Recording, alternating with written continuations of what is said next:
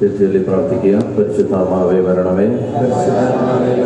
അങ്ങയുടെ ഇഷ്ടദാസിയായ പരിശുദ്ധ കന്യകാ മാതാവിന്റെ വിമല ഹൃദയത്തിന്റെ ശക്തമായ മധ്യസ്ഥത വഴി ഞങ്ങളിൽ വന്ന് നിറയണമേ, ഞങ്ങളിൽ വസിക്കണമേ, ഞങ്ങളെ നയിക്കുകയും ചെയ്യണമേ. ഒരിക്കൽ കൂടി ചൊല്ലി പ്രാർത്ഥിക്കാം. പരിശുദ്ധാത്മാവേ വരണമേ. അങ്ങയുടെ ഇഷ്ടദാസിയായ പരിശുദ്ധ കന്യകാ മാതാവിന്റെ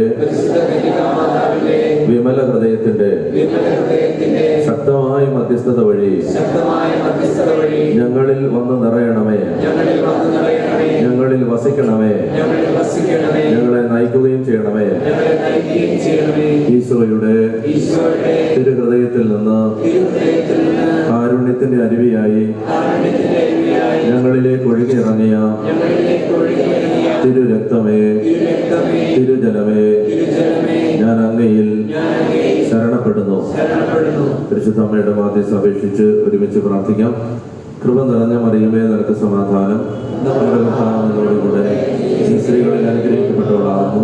നിരവധി ഫലമായി നമ്മുടെ കർത്താവ് വിശ്വസിക വാഴ്ത്തപ്പെട്ടവനാകുന്നു.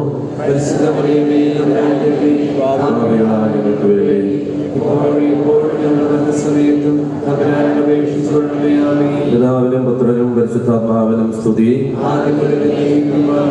പറഞ്ഞേ ഹല്ലേലൂയ. നമുക്ക് പറഞ്ഞേ ഹല്ലേലൂയ. യെശയ്യാ പ്രവചനത്തിന്റെ 44-ാമത്തെ അധ്യായം. യെശയ്യാ പ്രവചനം 44-ാം അധ്യായം 1, 2 തിരുവചനം വായിക്കാം. 1, 2, 3 വായിക്കാം.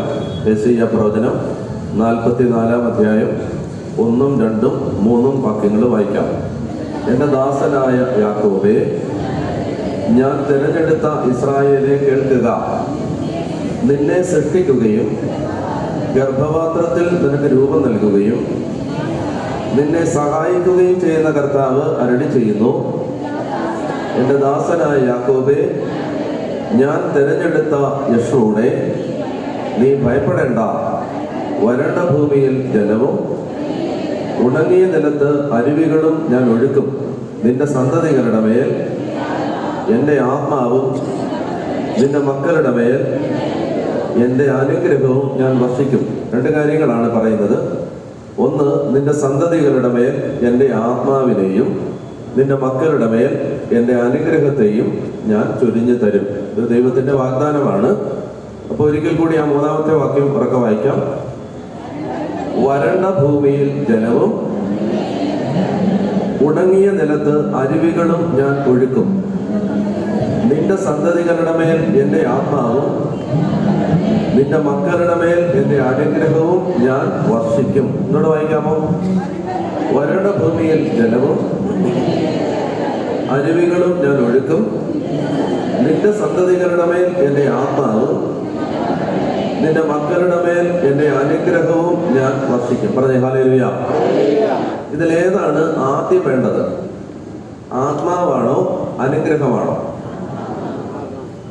നമുക്ക് പരമ്പരാഗതമായി ചിലപ്പോൾ മനസ്സിലുണ്ടാകാൻ സാധ്യതയുള്ള ഒരു തെറ്റിദ്ധാരണ ഇങ്ങനെയാണ്. അതായത് അനുഗ്രഹം ലഭിച്ചാൽ എല്ലാമായി എന്ന് ചിന്തിക്കുന്ന ഒരു ധാരണ നമ്മുടെ മനസ്സിലുണ്ടാവാം. എന്നാൽ ബൈബിൾ, പ്രത്യേകിച്ച് പുതിയ നിയമം, ദൈവമക്കളുടെ അനുഗ്രഹത്തെക്കുറിച്ച് സംസാരിക്കുമ്പോൾ ചില വ്യക്തമായ സൂചനകൾ നൽകുന്നതിൽ ഒരു പ്രധാനപ്പെട്ട സൂചന, ദൈവാത്മാവിനാൽ നിറയപ്പെട്ടാൽ ആ വ്യക്തി എല്ലാ അനുഗ്രഹങ്ങളാലും നിറയും. പറഞ്ഞേ ഹല്ലേലൂയ. മനസ്സിലാവുന്നുണ്ടോ?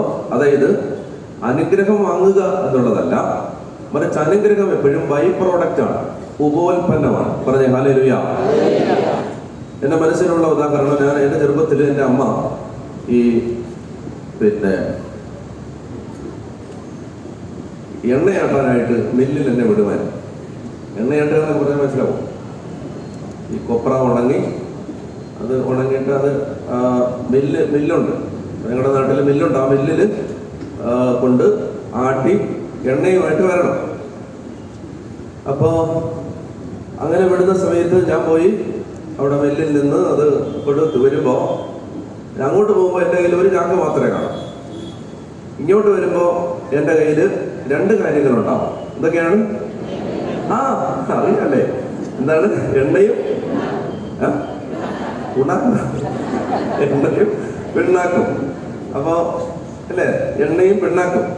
ഞാനിങ്ങനെ എണ്ണയും പിണ്ണാക്കുമായി വരുമ്പോൾ എന്നോട് ആരെങ്കിലും ചോദിക്കുകയാണ് എവിടെ പോയതാ മോനെ ചോദിച്ചാൽ ഞാൻ പറയുമോ പിണ്ണാക്കുണ്ടാക്കാൻ പോയതാണ്? പറയില്ല. പിണ്ണാക്കുണ്ടാക്കാൻ പോയതാണ് എന്ന് പറയാം. ആരെങ്കിലും പറയുമോ? ബോധമുള്ള ആരും പറയില്ല. പക്ഷെ അയാൾ പറയും കയ്യിലെന്താണ്? കയ്യിൽ എണ്ണയുണ്ട്, പിണ്ണാക്കുമുണ്ട്. എണ്ണ പരിശുദ്ധാത്മാവാണ്, പിണ്ണാക്ക് അനുഗ്രഹമാണ്. മനസ്സിലായോ? എണ്ണ എന്താണ്? പരിശുദ്ധാത്മാവ്. പിണ്ണാക്ക് എന്താണ്? എവിടെ എണ്ണ ആട്ടുന്നോ അവിടെ എന്തുണ്ടാവും? നാച്ചുറലി പിണ്ണാക്കുണ്ടാവും. പക്ഷെ പിണ്ണാക്കുണ്ടാവാനല്ല ഈ പോണെ. അമ്മ കടയിൽ വിട്ടത് പിണ്ണാക്കുണ്ടാക്കി കൊണ്ടുവരാനാണ്, അല്ല എണ്ണ കൊണ്ടുവരാനാണ്. പക്ഷെ എണ്ണയുടെ കൂടെ എന്ത് കിട്ടും? പിണ്ണാക്കും കിട്ടും. അതാണ് ആത്മാവ് നിറഞ്ഞാൽ അതിൻ്റെ കൂടെ അനുഗ്രഹങ്ങൾ കിട്ടും. അതുകൊണ്ട് അനുഗ്രഹങ്ങളുടെ പുറകെ പോകുന്നതിനേക്കാൾ ബുദ്ധിയുള്ള ആളുകൾ ചെയ്യുന്നത് പരിശുദ്ധാത്മാവ് നിറയാൻ പ്രാർത്ഥിക്കും. പറഞ്ഞേ ഹല്ലേലൂയ, പറഞ്ഞേ ഹല്ലേലൂയ. പരിശുദ്ധാത്മാവ് നിറഞ്ഞാൽ എല്ലാ അനുഗ്രഹങ്ങളും ഉണ്ടാവും. പറഞ്ഞേ ഹല്ലേലൂയ, പറഞ്ഞേ ഹല്ലേലൂയ. അപ്പൊ അതുകൊണ്ടാണ് ഇവിടെ പറയുന്നത് നിന്റെ സന്തതികളുടെ മേൽ എൻ്റെ ആത്മാവും നിന്റെ മക്കളുടെ മേൽ എൻ്റെ അനുഗ്രഹവും ഞാൻ വർഷിക്കും. ജോയൽ പ്രവാചകന്റെ പുസ്തകം 2-ാം അധ്യായം. ജോയൽ പ്രവാചകന്റെ പുസ്തകം 2-ാം അധ്യായം 28-29 പറക്കെ വായിക്കാം. ജോയൽ 2:28-29. അന്ന് ജോയൽ കണ്ടുപിടിക്കാൻ എങ്ങനെ? നമ്മൾ ഹബക്കൂക്ക് വരെ വന്നായിരുന്നു അല്ലേ? മത്തായിയുടെ പുറകിൽ ആരാൻ പറ്റി? മലാക്കി. മലാക്കിയുടെ പുറകിലോ സക്കറിയ. അങ്ങനെ പുറകോട്ട് മറിച്ചാൽ ആമോസിന്റെ പുറകിൽ കിടപ്പുണ്ടാര്? ആണോ? ഇല്ലാത്തൊരു ഗതികേടായി പോയി. ജോയലില്ല, ആമോസിന്റെ പുറകിൽ കിടക്കും. അപ്പോ ആമോസിന്റെ പുറകിൽ കിടപ്പുണ്ടെന്ന് അമ്മച്ചി പറഞ്ഞാൽ പിന്നെ അപ്പയിലില്ല. ആമോസിന്റെ പുറകിൽ കിടപ്പുണ്ട്. എന്ത്? അമ്മച്ചി എന്ന് പറഞ്ഞ വിഷമായെങ്കിൽ അനിയത്തി. ഹല്ലേലൂയ. അപ്പോ കിട്ടിയോ? ഹലോ. ജോയൽ 2:28-29 വായിക്കാം. അന്ന് ഇങ്ങനെ സംഭവിക്കും, എല്ലാവരുടെയും മേൽ ഞാൻ എൻ്റെ ആത്മാവിനെ വർഷിക്കും. കുറച്ചു പേരുടെ മേൽ എന്നല്ല, കുറച്ച് പ്രിവിലേജ്ഡ് മൈനോരിറ്റിയുടെ മേൽ എന്നല്ല, മറിച്ച് എല്ലാവരുടെ മേൽ. വാഗ്ദാനമാണ്. അന്ന് ഇങ്ങനെ സംഭവിക്കും, എല്ലാവരുടെ മേലും ഞാൻ എൻ്റെ ആത്മാവിനെ വർഷിക്കും. വായിക്കാം. നിങ്ങളുടെ പുത്രന്മാരും പുത്രിമാരും പ്രവചിക്കും, നിങ്ങളുടെ വൃദ്ധന്മാർ സ്വപ്നങ്ങൾ കാണും, യുവാക്കൾക്ക് ദർശനങ്ങൾ ഉണ്ടാകും. ആ നാളുകളിൽ എൻ്റെ ദാസന്മാരുടെയും ദാസിമാരുടെയും മേൽ എൻ്റെ ആത്മാവിനെ ഞാൻ വർഷിക്കും. പറഞ്ഞേ ഹല്ലേലൂയ. അപ്പോ ശ്രദ്ധിച്ച് വായിക്കുക. അന്ന് ഇങ്ങനെ സംഭവിക്കും. എന്നാണെന്ന് ചോദിച്ചാൽ മെസ്സിഹ വരുമ്പോൾ, പ്രവാചകന്മാര് പ്രവചിക്കുന്നത് യേശു വരുമ്പോൾ, മെസ്സിഹ വരുമ്പോൾ, മെസ്സിയാനിക് ഏജിൽ, മെസ്സിഹ യുഗത്തിൽ, മെസ്സിഹ വരുന്ന കാലഘട്ടത്തിൽ സംഭവിക്കാൻ പോകുന്ന പ്രവചനങ്ങളാണ് ഇതെല്ലാം. അപ്പോ പറയുകയാണ് അന്ന് മെസ്സിഹ വന്നു കഴിയുമ്പോൾ ദൈവത്തിന്റെ ആത്മാവ് നിറഞ്ഞവനായിരിക്കും മെസ്സിഹ. പറഞ്ഞേ ഹല്ലേലൂയ, പറഞ്ഞേ ഹല്ലേലൂയ.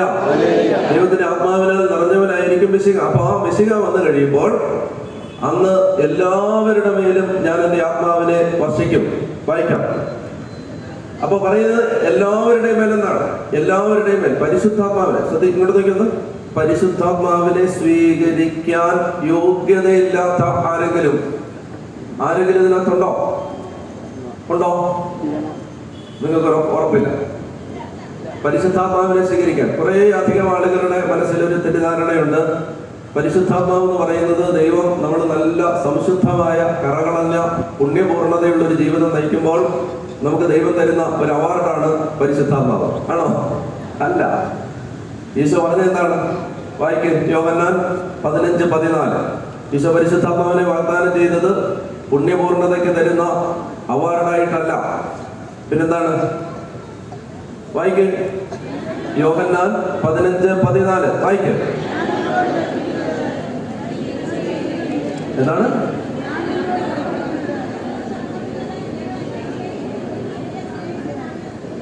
ആണോ? തെറ്റിപ്പോയി. 15 14 14 15. ഞാൻ ടെസ്റ്റ് ചെയ്താണ് നിങ്ങളെ. നിങ്ങൾ എന്നെ സ്നേഹിക്കുന്നെങ്കിൽ എന്റെ കൽപ്പന പാലിക്കും. നിർത്ത്. ഈശോ പറയാം, ശ്രദ്ധിച്ചു വായിക്കണം. നിങ്ങൾ എന്നെ സ്നേഹിക്കുന്നെങ്കിൽ എന്റെ കൽപ്പന പാലിക്കും. അപ്പൊ സ്നേഹിക്കുന്നെങ്കിൽ എന്ത് ചെയ്യും? യേശുവിനെ സ്നേഹിക്കുന്നതിന്റെ അടയാളം എന്താണ്? കൽപ്പന. യേശുവിന്റെ കൽപ്പന പാലിക്കുക എന്നുള്ളതാണ്. യേശു അരുളി ചെയ്ത കൽപ്പനകൾ പാലിക്കാൻ പരിശ്രമിക്കുക. അതാണ് യേശുവിനോടുള്ള സ്നേഹം. പറഞ്ഞേ ഹല്ലേലൂയ. അപ്പൊ യേശു പറയാണ്, നിങ്ങൾ എന്നെ സ്നേഹിക്കുന്നെങ്കിൽ എന്റെ കൽപ്പന പാലിക്കും. അപ്പൊ നിർത്ത്. ഒരു ചോദ്യമുണ്ട്. നിങ്ങൾ എന്നെ സ്നേഹിക്കുന്നെങ്കിൽ, ശ്രദ്ധിച്ച്, നിങ്ങൾ എന്നെ സ്നേഹിക്കുന്നെങ്കിൽ എന്റെ കൽപ്പന എന്ന് യേശു ഉദ്ദേശിക്കുന്നത് എന്താ? എന്റെ കൽപ്പന എന്ന് യേശു ഉദ്ദേശിക്കുന്നത് എന്തായിരിക്കും? പുതിയ നിയമത്തിലെ കൽപ്പനകൾ അല്ല, പുതിയ നിയമത്തിലെ എല്ലാ കൽപ്പനകളും. പഴയ നിയമത്തിൽ 613 നിയമങ്ങൾ ഉണ്ടായിരുന്നു. 613 നിയമങ്ങൾ പഴയ നിയമത്തിൽ. അതല്ല, അത് വേണ്ടെന്നല്ല. ഇവിടെ യേശു ഉദ്ദേശിക്കുന്നത് അതിന്റെ പൂർത്തീകരണമായി യേശു അരുളി ചെയ്ത നിയമങ്ങളുണ്ട്. യേശുവിന്റെ കൽപ്പനകൾ അതെവിടെ കാണാൻ പറ്റും? പഴയ നിയമത്തിലെ കൽപ്പനകൾ പുറപ്പാട് 20 മുതലുള്ള അധ്യായങ്ങളിൽ കാണാൻ പറ്റും. പുതിയ നിയമത്തിലെ കൽപ്പനകൾ എവിടെ കാണാൻ പറ്റും? പുതിയ നിയമത്തിലെ കൽപ്പനകൾ എവിടെ കാണാൻ പറ്റും? കട്ടൻ ചായ വല്ലതും വേണോ? വേണ്ട. പുതിയ നിയമത്തിലെ കൽപ്പനകൾ എവിടെ കാണാൻ പറ്റുമെന്ന്?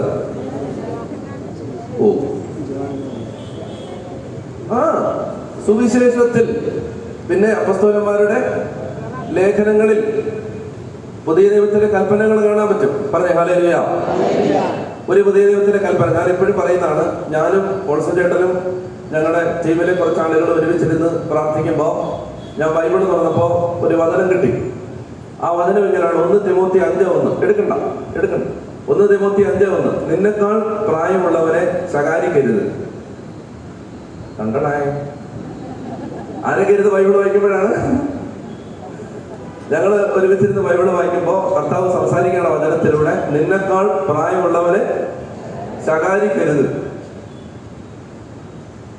ഞാൻ ബൈബിൾ അടച്ചിട്ട് അപ്പൊ തന്നെ എന്നോട് ക്ഷമിക്കണം, ഞാൻ ഈ വചനം ഒത്തിരി തവണ തെറ്റിച്ചിട്ടുണ്ട്. നിന്നെക്കാൾ പ്രായമുള്ള എന്നിട്ട് പറയുകയാണ്, അവനെ സ്നേഹബുദ്ധിയ പിതാവിനെ പോലെ കണ്ട് ഉപദേശിക്കുകയും ചെയ്യാവൂ. പുതിയ ദൈവത്തിന്റെ ഒരു കൽപ്പനയാണ്. എന്തോരം തവണ തെറ്റിച്ചിട്ടുണ്ട്. ഞാൻ തിരുവനന്തപുരത്ത് വെറ്റനാടിന് അടുത്തുള്ള ജംഗ്ഷനാണ് വട്ടപ്പാറ കഴിഞ്ഞ് എനിക്ക് ഒരു പള്ളിയിൽ, എൻ്റെ ഒരു പള്ളി അങ്ങോട്ട് ആ വഴിക്ക് പോകണം. അപ്പം ഞാൻ രാവിലെ ജ്ഞാനകേന്ദ്രത്തിൽ നിന്ന് ആ പള്ളിയിൽ കുർബാന ചെല്ലാൻ വേണ്ടി പോകുമ്പോൾ എൻ്റെ വണ്ടിയിൽ 2-3 പേരോടുണ്ട്. അപ്പോൾ ഈ വട്ടപ്പാറ ബസ് സ്റ്റോപ്പിലെ വെയിറ്റിംഗ് ഷെഡിൽ ഒരു പ്രത്യേക വിധത്തിൽ മുടി ഇങ്ങനെ സ്പൈക്ക് ചെയ്ത് വെച്ചിരിക്കുന്ന ഒരു ചെറുപ്പക്കാരനെ ഞാൻ കണ്ടു. രാവിലെയാണ്, ഒരു പ്രത്യേക രീതിയിൽ ഇങ്ങനെ വല്ലാത്തൊരു ഷേപ്പിലൊക്കെ വെച്ചിരിക്കുകയാണ്. അപ്പൊ ഇത് കണ്ടിട്ട് എനിക്ക് ഒരു കമന്റ് പറയാൻ അടക്കാൻ പറ്റാതെ വന്നിട്ട് ഞാൻ പെട്ടെന്ന് വണ്ടിയിൽ ഇരുന്നൊരു കമന്റ് പറഞ്ഞു. മോശമൊന്നുമല്ല, അശ്ലീലമൊന്നുമല്ല, പക്ഷെ ഒരു പരിഹാസം. അപ്പൊ ഇവര് എന്ത് ചെയ്തു? വണ്ടിയിൽ ഇരുന്ന് അവർ ചിരിച്ചു. ഞാൻ പള്ളിയിലോട്ട് ചെല്ലുന്നു, സുവിശേഷം വായിക്കാൻ വേണ്ടി നിൽക്കുന്നു. അതിനകത്ത് ഇങ്ങനെ എഴുതിയിരിക്കുന്നു: ഈ ചെറിയവരിൽ ഒരുവരെ പോലും നിന്ദിക്കാതിരിക്കാൻ സൂക്ഷിച്ചോണം. പുതിയ നിയമത്തിലെ കൽപ്പനകളുണ്ട്. പിടികിട്ടിയോ? എങ്ങോട്ടും തിരിയാൻ പറ്റത്തില്ല. മറ്റേത് വലിയ കുഴപ്പം.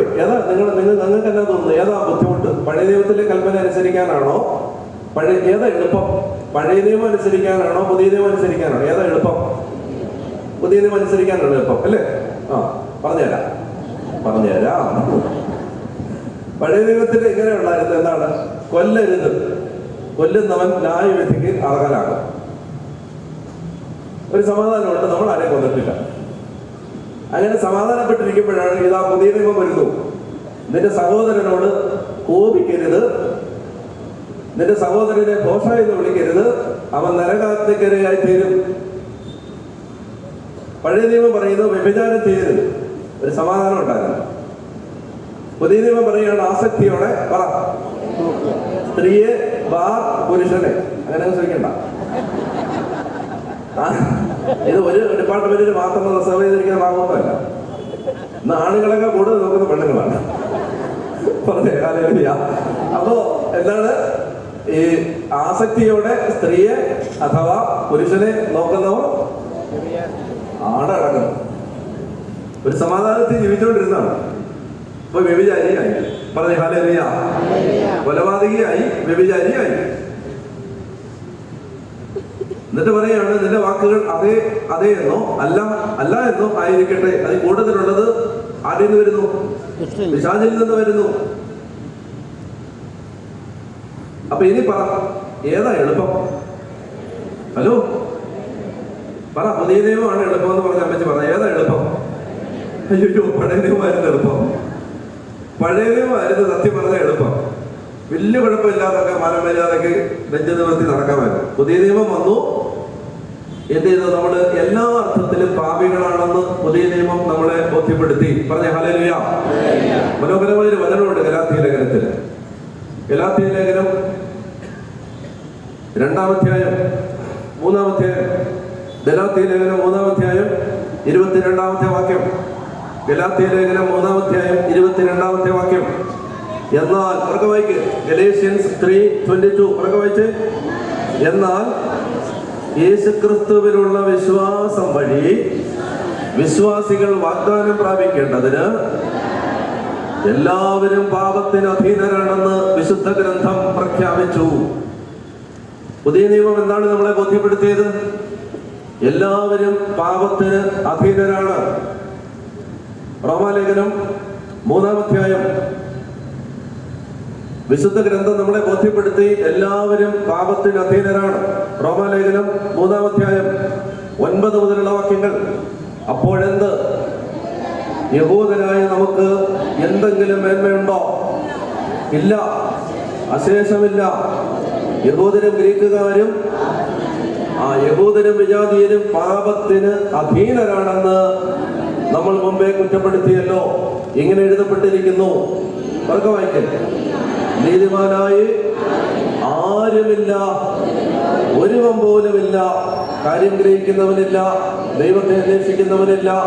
എല്ലാവരും വഴിതെറ്റിപ്പോയി, എല്ലാവർക്കും ഒന്നടങ്കം തെറ്റ് പറ്റിയിരിക്കുന്നു. നന്മ ചെയ്യുന്നവനില്ല. ഇതാണ് പുതിയ നിയമം പഠിപ്പിച്ചത്. മനസ്സിലായോ? മറ്റേത് കൊന്നിട്ടില്ല, വ്യഭിചാരം ചെയ്തിട്ടില്ല, മോഷ്ടിച്ചിട്ടില്ല എന്നൊക്കെ പറഞ്ഞ് സമാധാനിക്കാമായിരുന്നു. എന്നാൽ പുതിയ നിയമം ബോധ്യപ്പെടുത്തി എല്ലാവരും പാപത്തിന് അധീനരാണ്. അപ്പൊ ചോദ്യം ഒന്നുകൂടെ ചോദിക്കുന്നു, ഏതാണ് ബുദ്ധിമുട്ട്? പഴയ നിയമത്തിൽ മോശ വഴി നൽകപ്പെട്ട കൽപ്പനകൾ അനുസരിക്കാനാണോ? പുതിയ നിയമത്തിൽ യേശുവിലൂടെയും അപ്പസ്തോലന്മാരിലൂടെയും നൽകപ്പെട്ട കൽപ്പനകൾ അനുസരിക്കാനാണോ? ഏതാണ് പ്രയാസം? ഏതാണ് ശ്രമകരം? ഏതാണ് ബുദ്ധിമുട്ട്? പറയൂ. ഞാൻ പോവാ. ഏതാ? പുതിയ നിയമം. അപ്പോ പുതിയ നിയമത്തിലെ കൽപ്പനകള് പഴയ നിയമം തന്നെ പാലിക്കാൻ പാടുപെട്ട് നിൽക്കാണ് ഇവിടെ. അന്നേരമാണ് ഈശോ വന്നിട്ട് പുതിയ നിയമത്തിലെ കൽപ്പനകൾ തന്നിട്ട് എല്ലാം പറഞ്ഞിട്ട് അവസാനം പറയുകയാണ്, ഞാനൊരു കാര്യം പറഞ്ഞേക്കാം, നിങ്ങൾക്ക് എന്നോട് സ്നേഹം ഉണ്ടെങ്കിൽ ഞാനീ പറഞ്ഞതെല്ലാം നിങ്ങൾ പാലിക്കും. അപ്പൊ ഈ സമയത്ത് ഇത് കേട്ട് യേശുവിന്റെ പിന്നാലെ വന്ന് നമ്മളെല്ലാം വിഷമിച്ച് നിൽക്കുകയാണ്. കർത്താവേ, പഴയ നിയമത്തിലെ കൽപ്പനകൾ തന്നെ അനുസരിക്കാൻ പാടുപെട്ടു നിൽക്കുന്ന ഒരു ജനതയാണ് ഞങ്ങൾ. അപ്പോഴാണ് നീ വലിയ വലിയ കൽപ്പനകൾ തന്നിട്ട് പറയുകയാണ്, നിന്നെ ഞങ്ങൾ സ്നേഹിക്കുന്നെങ്കിൽ ഞങ്ങൾ നിന്റെ കൽപ്പനകൾ പാലിക്കും. അങ്ങനെ വിഷമിച്ച് നിൽക്കുന്ന ആളോടാണ് യോഹന്നാൻ 14-ന്റെ അടുത്ത വാക്യം പറയുന്നത്, നിങ്ങൾ എന്നെ സ്നേഹിക്കുന്നെങ്കിൽ എന്റെ കൽപ്പനകൾ പാലിക്കും. അടുത്ത വാക്യം. കണ്ടോ, നമ്മൾ വിഷമിച്ച് നിൽക്കുകയാണ്. കർത്താവേ, ഞങ്ങളെ കൊണ്ടത് പറ്റുമെന്ന് തോന്നുന്നില്ല എന്ന് പറഞ്ഞ് വിഷമിച്ച് നിൽക്കുമ്പോൾ ഈശോ പറയുകയാണ്, വിഷമിക്കണ്ട, ഞാൻ പിതാവിനോട് അപേക്ഷിക്കുകയും എന്നേക്കും നിങ്ങളോടുകൂടെ ആയിരിക്കാൻ മറ്റൊരു സഹായകനെ അവിടുന്ന് നിങ്ങളുടെ അടുക്കലേക്ക് അയക്കുകയും ചെയ്യും. പറഞ്ഞ ഹല്ലേലൂയ. മനസ്സിലായോ? അതായത് നമ്മൾ പുണ്യപൂർണത പ്രാപിക്കാൻ സാധിക്കുന്നില്ല എന്ന് വിഷമിച്ചു നിൽക്കുമ്പോൾ ഈശോ പറയുകയാണ്, നിങ്ങൾ വിഷമിക്കണ്ട, നിങ്ങളെ സഹായിക്കാൻ ഞാൻ അനുശാസിച്ചതുപോലെ നിർദ്ദേശിച്ചതുപോലെയുള്ള ഒരു ജീവിതക്രമത്തിനകത്തേക്ക് പ്രവേശിക്കാം.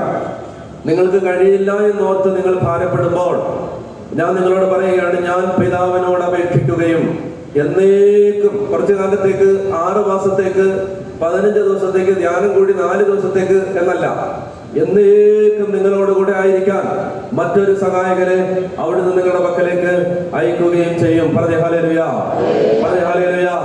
നമ്മൾ ശ്രദ്ധിക്കുക, എന്റെ പുണ്യജീവിതത്തിന് ദൈവം തരുന്ന അവാർഡല്ല പരിശുദ്ധാത്മാവ്. പുണ്യജീവിതം നയിക്കാൻ ദൈവം തരുന്ന സഹായമാണ് പരിശുദ്ധാത്മാവ്. യേശു അനുശാസിച്ചതുപോലെ ജീവിക്കാൻ, യേശു പറഞ്ഞത് അനുസരിക്കാൻ ദൈവം തരുന്ന സഹായത്തിന്റെ പേരാണ് സഹായകൻ, പരിശുദ്ധാത്മാവ്. എവിടുന്നാണ് റൂട്ട് തിരിഞ്ഞു പോയെന്ന് അറിയാമോ? റൂട്ട് തിരിഞ്ഞു പോയത് എവിടുന്നറിയാമോ? ജോയൽ 2 നിന്നാണ്. അങ്ങോട്ട് വാ. ജോയൽ പ്രവാചകന്റെ പുസ്തകം 2-ാം അധ്യായത്തിൽ 28 നിന്നാണ് നമ്മൾ തിരിഞ്ഞു പോയത്. ഇപ്പൊ തിരിച്ചു വരണം. ജോയൽ 2:28. കർത്താവ് പറയാണ്, അന്ന് ഇങ്ങനെ സംഭവിക്കും. എങ്ങനെ സംഭവിക്കും? എല്ലാവരുടെയും മേൽ ഞാൻ എന്റെ ആത്മാവിനെ വർഷിക്കും. പറഞ്ഞേ ഹല്ലേലൂയ. യേശുവേ നന്ദി, യേശുവേ സ്തുതി, ഹല്ലേലൂയ.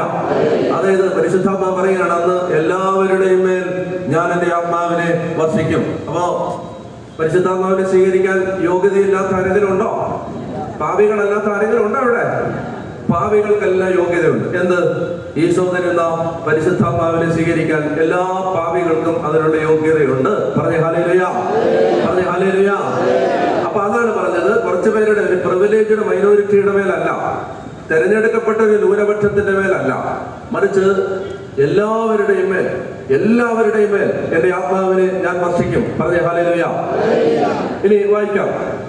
നിങ്ങളുടെ പുത്രന്മാരും പുത്രിമാരും പ്രവചിക്കും, നിങ്ങളുടെ വൃദ്ധന്മാർ സ്വപ്നങ്ങൾ കാണും, യുവാക്കൾക്ക് ദൈവം സംസാരിക്കുന്ന, പരിശുദ്ധാത്മാവ് സംസാരിക്കുന്ന 3 പ്രധാനപ്പെട്ട വഴികളാണ്. 1 സ്വപ്നം, 2 ദർശനം, 3 പ്രവചനം. പറഞ്ഞേ ഹല്ലേലൂയ. അത് 3 ഇവിടെ പറഞ്ഞിട്ടുണ്ട്. ഇതൊക്കെയാണ് നിങ്ങളുടെ നിങ്ങളുടെ പുത്രന്മാരും പുത്രിമാരും പ്രവചിക്കും, പ്രവചനം. നിങ്ങളുടെ വൃദ്ധന്മാർ സ്വപ്നങ്ങൾ കാണും, സ്വപ്നം. നിങ്ങളുടെ യുവാക്കൾക്ക് ദർശനങ്ങൾ ഉണ്ടാകും, ദർശനം. മനസ്സിലായോ? പുത്രന്മാരും പുത്രിമാരും പ്രവചിക്കും, വൃദ്ധന്മാർ സ്വപ്നം. പ്രവചനം, സ്വപ്നം, ദർശനം. പറഞ്ഞേ, പ്രവചനം, സ്വപ്നം, ദർശനം. പറഞ്ഞേ ഹല്ലേലൂയ. ദൈവം സംസാരിക്കുന്നതാണ്. കർത്താവിന്റെ ആത്മാവ് സംസാരിക്കും. 1 പ്രവചനത്തിലൂടെ സംസാരിക്കും, 2 സ്വപ്നത്തിലൂടെ സംസാരിക്കും, പിന്നെ ദർശനത്തിലൂടെ സംസാരിക്കും. മറ്റു വഴികളുണ്ട്. വചനത്തിലൂടെ സംസാരിക്കും, തിരഞ്ഞെടുക്കപ്പെട്ട വ്യക്തികളിലൂടെ സംസാരിക്കും, നമ്മുടെ മേലധികാരികളിലൂടെ സംസാരിക്കും, കർത്താവ് സംസാരിക്കുന്ന പ്രകൃതിയിലൂടെ സംസാരിക്കും, നമ്മൾ കണ്ടുകൊണ്ടിരുന്ന സാധാരണ മനുഷ്യരിലൂടെ സംസാരിക്കും. ഇനി ഒരു വഴിയില്ലെങ്കിൽ ഒരു കഴുതയിലൂടെയും സംസാരിക്കും. പറഞ്ഞേ ഹല്ലേലൂയ. കഴുത സംസാരിക്കുന്നതിന് തെളിവാണോ? സ്റ്റേജിനോട് നോക്കിയാൽ മതി, ഒരു കഴുത സംസാരിക്കുന്നതാണ്. അപ്പോ കഴുതയിലൂടെ വേണമെങ്കിലും ദൈവം സംസാരിക്കും. പറഞ്ഞേ ഹല്ലേലൂയ, പറഞ്ഞേ ഹല്ലേലൂയ. അപ്പൊ പറയാണ്, ആ നാളുകളിൽ എല്ലാവരുടെയും മേൽ ഞാൻ എന്റെ ആത്മാവിനെ വർഷിക്കും. ഞാൻ ഈ പ്രവചനങ്ങൾ പറയുന്നത്, ഈ പ്രവചനം നമ്മിൽ സംഭവിക്കും. പ്രവചനങ്ങളെ വിശ്വസിക്കണം. കർത്താവ് അരുളി ചെയ്ത കാര്യങ്ങൾ നിറവേറുമെന്ന് വിശ്വസിച്ചവർ ഭാഗ്യവാൻ. കർത്താവ് അരുളി ചെയ്ത കാര്യങ്ങളാണ്, ഇത് നിറവേറും, എന്റെ ജീവിതത്തിലും ഇത് നിറവേറും എന്ന് വിശ്വസിച്ചവൾ ഭാഗ്യവതി. ഇത് അടുത്ത വചനം, അടുത്ത വചനം അല്ലല്ല, അത് കഴിഞ്ഞു, അത് കഴിഞ്ഞിട്ട് അടുത്ത വചനം എസെക്കിയേൽ 36. എസെക്കിയേൽ 36. ദൈവത്തിന് വലിയൊരു സങ്കടമുണ്ട്, സങ്കടം. ആ സങ്കടം എങ്ങനെയാന്ന് വെച്ചാല്, കർത്താവ് ഒരു സങ്കടം പറയുകയാണ്. എന്തെന്നറിയാമോ? ദൈവം ഒരു സങ്കടം എങ്ങനെയാണ്? എസെക്കിയേൽ 36:20. അതായത് ദൈവം ഇസ്രായേൽ ജനത്തെ മറ്റ് ജനതകളുടെ ഇടയിൽ ചിതറിച്ചപ്പോൾ ആ ജനതകൾ ഇസ്രായേൽക്കാരെ നോക്കിയിട്ട് ഒരടക്കം പറഞ്ഞു. ദൈവത്തിന്റെ സങ്കടമാണ്, വായിക്കും. എന്നാൽ അവർ ജനതകളുടെ അടുത്ത് ചെന്നപ്പോൾ അവർ ഇവരാണ് കർത്താവിന്റെ ജനം, എന്നിട്ടും അവിടുത്തെ ദേശത്ത് നിന്ന് അവർക്ക് പോകേണ്ടി വന്നു എന്ന് ആളുകൾ അവരെ പറ്റി പറഞ്ഞു. അങ്ങനെ അവർ എന്റെ വിശുദ്ധ നാമം അശുദ്ധമാക്കി. ദൈവത്തിന്റെ സങ്കടമാണ്. അതായത് നിങ്ങൾക്ക് കൽപ്പനകൾ പാലിക്കാൻ പറ്റാതെ നിങ്ങൾ ദേശത്ത് നിന്ന്, ഇസ്രായേൽക്കാരോട് പറയുകയാണ്, നിങ്ങൾ ദേശത്ത് നിന്ന് പുറന്തള്ളപ്പെട്ട് മറ്റ് ജനതകളുടെ അടുത്ത് ചെന്നപ്പോൾ നിങ്ങളെ നോക്കി അവരിങ്ങനെ പറഞ്ഞു, ഇവരാണ് ദൈവത്തിന്റെ സ്വന്തം ജനം, പക്ഷെ അവർക്ക് ദൈവം കൊടുത്ത ദേശത്ത് നിന്ന് പോകേണ്ടി വന്നു. 21 തങ്ങളെത്തിയ ജനതകളുടെ ഇടയിൽ ഇസ്രായേൽ ഭവനം അശുദ്ധമാക്കിയ എന്റെ വിശുദ്ധ നാമത്തെ പ്രതി ഞാൻ ആകുലനായി. പറഞ്ഞേ ഹല്ലേലൂയ. ഇതാണ് റോമർ 2:24. തിരിച്ചു വരണം. റോമർ 2:24 നിങ്ങൾ ഞാൻ വായിച്ചോളാം, നിങ്ങൾ അവിടെ തന്നെ നിന്നോ. റോമർ 2:24 ഇത് പൗലോസ് അപ്പോസ്തലൻ പുതിയ നിയമസഭയോട് പരാരോപണമായിട്ട് പറയുന്നു. റോമാലേഖനം 2:24 നിങ്ങൾ നിമിത്തം ദൈവത്തിന്റെ നാമം വിജാതീയരുടെ ഇടയിൽ ദുഷിക്കപ്പെടുന്നു എന്ന് എഴുതിയിരിക്കുന്നല്ലോ. നിങ്ങൾ നിമിത്തം ദൈവത്തിന്റെ നാമം മറ്റ് ജനതകളുടെ ഇടയിൽ ദുഷിക്കപ്പെടുന്നുവെന്ന് എഴുതിയിരിക്കുന്നുവല്ലോ. ഇനി എസെക്കിയേലിലുള്ളത് വായിക്കുക. 36:22 വായിക്കാം. ഇസ്രായേൽ ഭവനത്തോട് പറയുക, ദൈവമായ കർത്താവ് അരുളി ചെയ്യുന്നു, ഇസ്രായേൽ ഭവനമേ നിങ്ങളെ പ്രതിയല്ല, നിങ്ങൾ എത്തിച്ചേർന്ന ജനതകളുടെ ഇടയിൽ നിങ്ങൾ അശുദ്ധമാക്കിയ എന്റെ വിശുദ്ധ നാമത്തെ പ്രതിയാണ് ഞാൻ പ്രവർത്തിക്കാൻ പോകുന്നത്. ഞാൻ നിങ്ങൾ ശ്രദ്ധിക്കാൻ തയ്യാറാണെങ്കിൽ ഞാൻ നിങ്ങളോടൊരു ദൂത് പറയാം. അതായത് ദൈവം പ്രവർത്തിക്കാൻ പോകുന്നത് നമ്മളെ നോക്കിയിട്ടല്ല. ദൈവം പ്രവർത്തിക്കും. ഓരോ കാലഘട്ടത്തിലും ദൈവം പ്രവർത്തിക്കുന്നത് നമ്മളെ നോക്കിയിട്ടല്ല, നിങ്ങളെ പ്രതിയല്ല, നമ്മളെ നോക്കിയിട്ടല്ല. ദുഷിക്കപ്പെട്ട ദൈവത്തിന്റെ നാമത്തിന്റെ കളങ്കം മാറ്റാൻ ദൈവം ഓരോ കാലഘട്ടങ്ങളിലും ദൈവപ്രവൃത്തികൾ ചെയ്യും. പറഞ്ഞേ ഹല്ലേലൂയ. നമ്മളെ പ്രതിയല്ല, അത് പറയുന്നത് നമ്മളെ പ്രതിയല്ല, നമ്മളെ നോക്കിയിട്ടല്ല, നമുക്കുണ്ടായ അപമാനം മാറാനല്ല ഇവിടെ, മറിച്ച് ദൈവം പറയുകയാണ്, നിങ്ങൾ എന്റെ നാമം ജനതകളുടെ ഇടയിൽ മലിനമാക്കി. അതുകൊണ്ട് ഓരോ കാലഘട്ടത്തിലും മലിനമാക്കപ്പെട്ട എന്റെ നാമത്തിന് ചാർത്തപ്പെട്ട കളങ്കം നീക്കം ചെയ്യാൻ സത്യദൈവത്തിന്റെ, ജീവിക്കുന്ന ദൈവത്തിന്റെ അത്ഭുതകരമായ പ്രവൃത്തികൾ ദൈവം ഈ ലോകത്ത് ചെയ്യുന്നത് ദൈവനാമത്തിന്റെ കളങ്കം മാറാനാണ്. പറഞ്ഞ ഹല്ലേലൂയ. അതാണ് ഇവിടെ പറയുന്നത്. ദൈവമായ കർത്താവ് അരുളി ചെയ്യുന്നു, ഇസ്രായേൽ ഭവനമേ നിങ്ങളെ പ്രതിയല്ല, നിങ്ങൾ എത്തിച്ചേർന്ന ജനതകളുടെ ഇടയിൽ നിങ്ങൾ അശുദ്ധമാക്കിയ എന്റെ വിശുദ്ധ നാമത്തെ പ്രതിയാണ് ഞാൻ പ്രവർത്തിക്കാൻ പോകുന്നത്. ജനതകളുടെ ഇടയിൽ നിങ്ങൾ അശുദ്ധമാക്കിയ എന്റെ ശ്രേഷ്ഠനാമത്തിന്റെ പരിശുദ്ധി ഞാൻ തെളിയിക്കും. എങ്ങനെയാണ് തെളിയിക്കാൻ പോണെന്നറിയാമോ? അത് ദൈവം പറയുകയാണ്, എന്റെ നാമം കളങ്കപ്പെട്ടു, എന്റെ നാമത്തെ വിജാതീയര് വിലയില്ലാത്തതായിട്ട് കാണാനിടയായി. ആര് കാരണം? ഞാനും നിങ്ങളും കാരണം. നമ്മുടെ ജീവിതം കാരണം ദൈവത്തിന്റെ നാമം സമൂഹ മധ്യത്തിൽ ദുഷിക്കപ്പെടാനിടയായി, ദൈവത്തെ മനുഷ്യര് പുച്ഛിക്കാനിടയായി, എന്റെയും നിങ്ങളുടെയും ജീവിതക്കാരൻ. ദൈവം പറയുകയാണ്, ഞാൻ അതുകൊണ്ട് എന്ത് ചെയ്യും? മലിനമാക്കപ്പെട്ട, കളങ്കമാക്കപ്പെട്ട എന്റെ പരിശുദ്ധ നാമത്തെ പ്രതി ഞാൻ പ്രവർത്തിക്കാൻ പോകണം. എന്താ പ്രവർത്തിക്കാൻ പോണെന്നറിയാമോ? വാഗ്ദാനമാണ്. ഞാൻ പ്രവർത്തിക്കാൻ പോകുന്നത് എങ്ങനെയാണെന്നറിയാമോ? ജനതകളുടെ ഇടയിൽ നിങ്ങൾ അശുദ്ധമാക്കിയ എന്റെ ശ്രേഷ്ഠനാമത്തിന്റെ പരിശുദ്ധി ഞാൻ തെളിയിക്കും. തങ്ങളുടെ കൺമുമ്പിൽ വെച്ച്, അതാണ് നമുക്ക് ആശ്വാസം, ഞങ്ങളുടെ കൺമുമ്പിൽ വെച്ച് നിങ്ങളിലൂടെ. പറഞ്ഞേ ഹല്ലേലൂയ. ഇങ്ങനെയാണ് ദൈവത്തിന്റെ നിലനിൽക്കുന്ന വാഗ്ദാനങ്ങൾ. നമ്മളാണ് ദൈവത്തിന്റെ നാമം അശുദ്ധമാക്കിയത്. ആ നമ്മളിലൂടെ ദൈവത്തിന്റെ പരിശുദ്ധി ജനതകൾ കാണാനിടയാവും. പറയുകയാണ്, തങ്ങളുടെ കൺമുമ്പിൽ വെച്ച് നിങ്ങളിലൂടെ എന്റെ പരിശുദ്ധി ഞാൻ വെളിപ്പെടുത്തുമ്പോൾ ഞാനാണ് കർത്താവെന്ന് ജനതകൾ അറിയും. എന്താ ചെയ്യാൻ പോകുന്നേ? വാക്യം 25 പുറക്കെ വായിക്കും. ഉച്ചത്തിൽ പോരാ, ഉച്ചത്തിൽ വായിക്കും. ഞാൻ നിങ്ങളുടെ മേൽ ശുദ്ധജലം തളിക്കും, നിങ്ങളുടെ എല്ലാ മാലിന്യങ്ങളിൽ നിന്നും നിങ്ങൾ ശുദ്ധീകരിക്കപ്പെടും, സകല വിഗ്രഹങ്ങളിൽ നിന്നും നിങ്ങളെ ഞാൻ നിർമ്മലരാക്കും. ഒരു പുതിയ ഹൃദയം ഞാൻ നിങ്ങൾക്ക് നൽകും, ഒരു പുതിയ ചൈതന്യം നിങ്ങളിൽ ഞാൻ നിക്ഷേപിക്കും. നിങ്ങളുടെ ശരീരത്തിൽ നിന്ന് ശിലാഹൃദയം എടുത്തു മാറ്റി മാംസല ഹൃദയം നൽകും. ഉറക്ക വായിച്ച് 27 ഉച്ചത്തിൽ വെടിയൊച്ച പോലെ ഉറക്ക വായിച്ച്. എന്റെ ആത്മാവിനെ ഞാൻ നിങ്ങളിൽ നിവേശിപ്പിക്കും, നിങ്ങളെ എന്റെ കൽപ്പനകൾ കാക്കുന്നവരും നിയമങ്ങൾ പാലിക്കുന്നതിൽ ശ്രദ്ധയുള്ളവരുമാക്കും. എങ്ങനെ? ഞാൻ നിങ്ങളുടെ മേൽ എന്റെ ആത്മാവിനെ നിവേശിപ്പിക്കും. അതാ ഈശോ ഈ വാഗ്ദാനമാണ് യോഹന്നാൻ 10:14 ഈശോ പറയുന്നത്. ഞാൻ പിതാവ്, നിങ്ങൾ എന്നെ സ്നേഹിക്കുന്നെങ്കിൽ എന്റെ കൽപ്പന പാലിക്കും. ഞാൻ പിതാവിനോട് അപേക്ഷിക്കുകയും എന്നേക്കും നിങ്ങളുടെ കൂടെ ആയിരിക്കാൻ മറ്റൊരു സഹായകരെ അവിടുന്ന് നിങ്ങളുടെ പക്കലേക്ക് അയക്കുകയും ചെയ്യും. ഈ സത്യാത്മാവിനെ സ്വീകരിക്കാൻ ലോകത്തിന് കഴിയില്ല, കാരണം അവനെ അറിയുകയോ അവനെ കാണുകയോ ചെയ്യുന്നില്ല. നിങ്ങൾ അവനെ അറിയുന്നു, നിങ്ങളോട് വസിക്കുന്നു. സത്യാത്മാവ് വന്നു കഴിയുമ്പോൾ സത്യത്തിന്റെ പൂർണ്ണതയിലേക്ക് നിങ്ങളെ നയിക്കും. ഈശോ 14, 15, 16 അധ്യായങ്ങളിൽ പരിശുദ്ധാത്മാവിനെ വാഗ്ദാനം ചെയ്യുന്ന ഈ പശ്ചാത്തലത്തിലാണ്. അപ്പോ ഇത് വാഗ്ദാനമാണ്, പഴയ നിയമത്തിൽ കിടക്കുന്ന വാഗ്ദാനമാണ്. നമ്മുടെ മേൽ ദൈവം തന്റെ ആത്മാവിനെ വർഷിക്കും. പറഞ്ഞ ഹല്ലേലൂയ.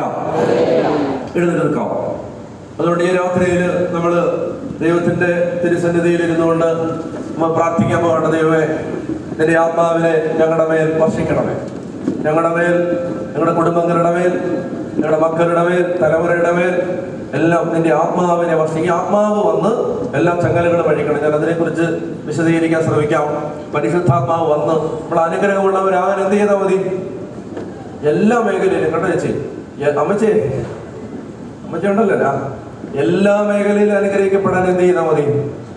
പരിശുദ്ധാത്മാവിനാൽ നിറഞ്ഞാൽ മതി. പരിശുദ്ധാത്മാവിനാൽ നിറഞ്ഞാൽ യേശുക്രിസ്തുവിലൂടെ വന്ന രക്ഷയുടെ എല്ലാ തലങ്ങളും നമ്മിൽ സംഭവിക്കും. പറഞ്ഞേ ഹല്ലേലൂയ. ഈശോ കൊണ്ടുവന്ന രക്ഷയുടെ സകല ഡൈമെൻഷൻസും നമ്മളിൽ പൂർത്തിയാവും. പരിശുദ്ധാത്മാവിനാൽ നിറയണം. അപ്പൊ അതുകൊണ്ട് ഈ നാളുകളിൽ പെന്തക്കോസ്ത ഇനിയിപ്പോ ഈസ്റ്റർ കഴിഞ്ഞ് വീണ്ടും നമ്മൾ ഇത് ഒരു 40 ദിവസം കഴിയുമ്പോൾ കാത്തിരിപ്പിന്റെ കാലമാവും. അപ്പൊ അത് കഴിയുമ്പോൾ 10 ദിവസം കാത്തിരിപ്പിന്റെ കാലം, അത് കഴിഞ്ഞ് പെന്തക്കോസ്ത പെരുന്നാൾ. പെന്തക്കോസ്തായിൽ സഭ കാത്തിരുന്ന് പ്രാർത്ഥിക്കുന്നത് പരിശുദ്ധാത്മാവിനാൽ സഭ മുഴുവൻ നിറയാനാണ്. അപ്പൊ അതുകൊണ്ട് നമുക്ക് മുൻകൂട്ടി കാണാം, മുൻകൂട്ടി കണ്ട് നമുക്ക് പ്രാർത്ഥിച്ച് ഒരുങ്ങാം. ദൈവത്തിന്റെ ആത്മാവിന്റെ ശക്തമായ ഇടപെടലിന് വേണ്ടി പ്രാർത്ഥിച്ച് ഒരുങ്ങാം. പറഞ്ഞ ഹല്ലേലൂയ, പറഞ്ഞ ഹല്ലേലൂയ. ദൈവം ഇടപെടും. ഞാൻ കഴിഞ്ഞ കൺവെൻഷൻ നടത്തിയിട്ട്, പത്തനംതിട്ട കൺവെൻഷന് കർത്താവിന്റെ കൃപയിൽ ഞാനിവിടെ വന്നിട്ട് തിരിച്ചു പോയിട്ട് ഞാൻ ജൂൺ മാസം, ഡേറ്റ് ഞാൻ ഓർക്കുന്നുണ്ട് കൃത്യമായിട്ട്. അതിന് വേറൊരു കാരണമുണ്ട്, കാരണം പറയുന്നില്ല. ജൂൺ മാസം 20-ാം തീയതി ഞാൻ പത്തനംതിട്ടയിൽ ഒരു ആവശ്യത്തിന് വന്നു. ജൂൺ 20-ന് പത്തനംതിട്ടയിൽ ഒരു കൺവെൻഷൻ എല്ലാം കഴിഞ്ഞ് 2-3 മാസം കഴിഞ്ഞല്ലേ ഇത്, അല്ലേ? അപ്പോൾ ജൂൺ 20-ന് ഞാൻ ഇവിടെ വന്നു. ഞാൻ കടയും പറയുന്നില്ല, കട പറഞ്ഞാൽ നിങ്ങൾ ഐഡന്റിഫൈ ചെയ്യും. ഒരു കടയിൽ ഞാനൊരു ആവശ്യത്തിന് വന്നതാണ്. വന്ന ഉടനെ ആ കടയിലുള്ള സഹോദരി പിന്നെ ഒരു അത്ഭുതപ്പെട്ട് എൻ്റെ അടുത്ത് പറഞ്ഞു, അച്ഛാ, അയ്യോ, ഞാൻ അവിടെ മൗണ്ട് കാർമേലി വരാനിരിക്കുകയായിരുന്നു. എൻ്റെ അച്ഛാ, എനിക്കൊരു നേർച്ചയുണ്ട്, ഞാനത് നിറവേറ്റാൻ വരാനിരിക്കുകയായിരുന്നു എന്ന് പറഞ്ഞ് എൻ്റെ അടുത്ത് പറഞ്ഞു. അപ്പൊ ഞാൻ എല്ലാ കാര്യം ചോദിച്ചപ്പോൾ എൻ്റെ അടുത്ത് പറഞ്ഞു, എൻ്റെ അച്ഛൻ്റെ കാലി ഇപ്പൊ കാണിച്ചു തരാന്ന് പറഞ്ഞിട്ട് ഇങ്ങനെ സാരി പൊക്കിയിട്ട് മുട്ടിന് താഴെ കാലെന്നെ കാണിച്ച്. ഞാൻ കാലത്തിനാണ് എന്നെ കാണിക്കുന്നത്. അപ്പൊ ഈ ചേച്ചിയോട് പറയണം, എൻ്റെ അച്ഛാ, എൻ്റെ കാല് മുഴുവൻ വെരിക്കോസസ് വെയിൻ കാരണം കറുത്ത വളർത്തിരിക്കുകയായിരുന്നു.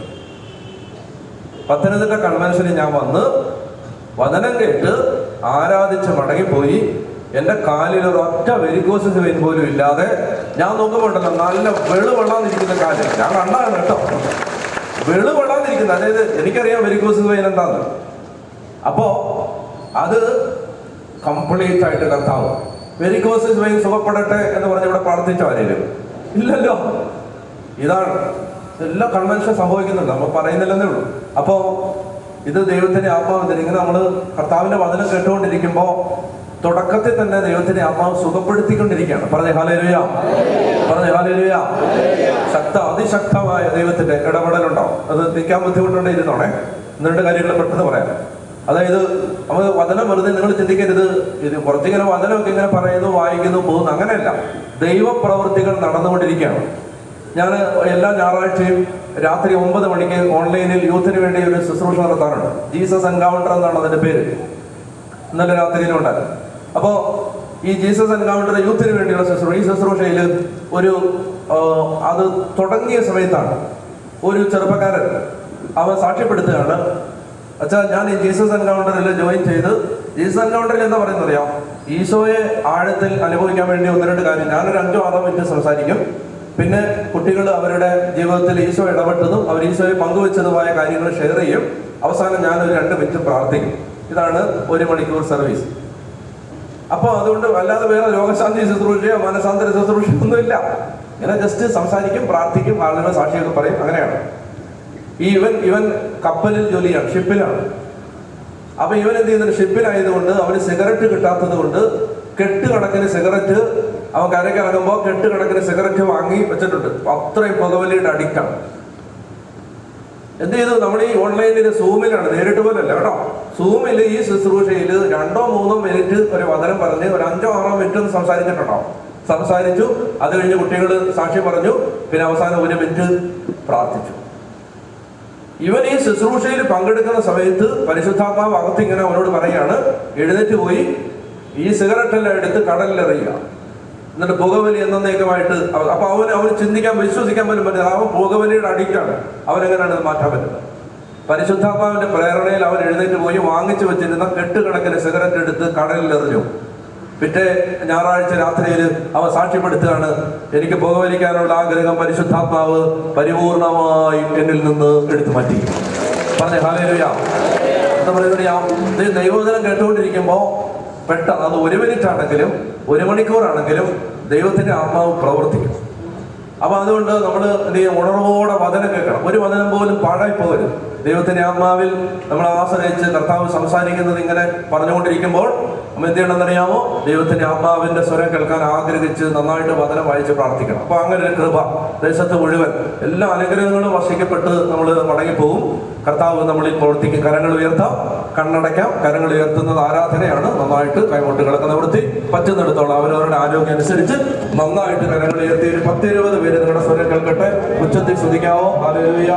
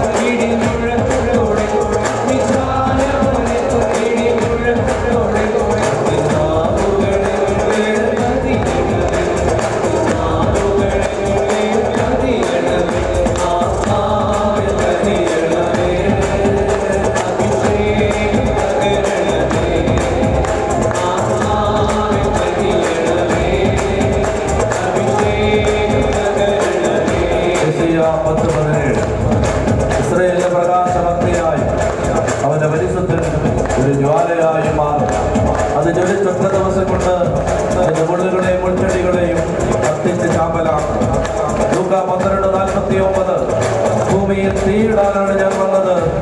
അതിനോടകം കത്തിജ്വലിച്ചിരുന്നെങ്കിൽ പ്രവാചകനിലൂടെ പരിശുദ്ധാത്മാവ് അരുളി ചെയ്യുന്നു, ഏലിയ പ്രത്യക്ഷപ്പെട്ടു. അവന്റെ വാക്കുകൾ പന്തം പോലെ ജ്വലിച്ചു. പരിശുദ്ധാത്മാവിനാലും അഗ്നിയാലും അവൻ നിങ്ങളെ സ്നാനപ്പെടുത്തും. വീശുമുറം അവന്റെ കയ്യിലുണ്ട്. പെന്തക്കോസ്താദിനം സമാഗതമായപ്പോൾ അവരെല്ലാവരും ഒരുമിച്ച് കൂടിയിരിക്കുകയായിരുന്നു. കൊടുങ്കാറ്റടിക്കുന്നത് പോലെ ഒരു ശബ്ദം പെട്ടെന്ന് ആകാശത്ത് നിന്നുണ്ടായി.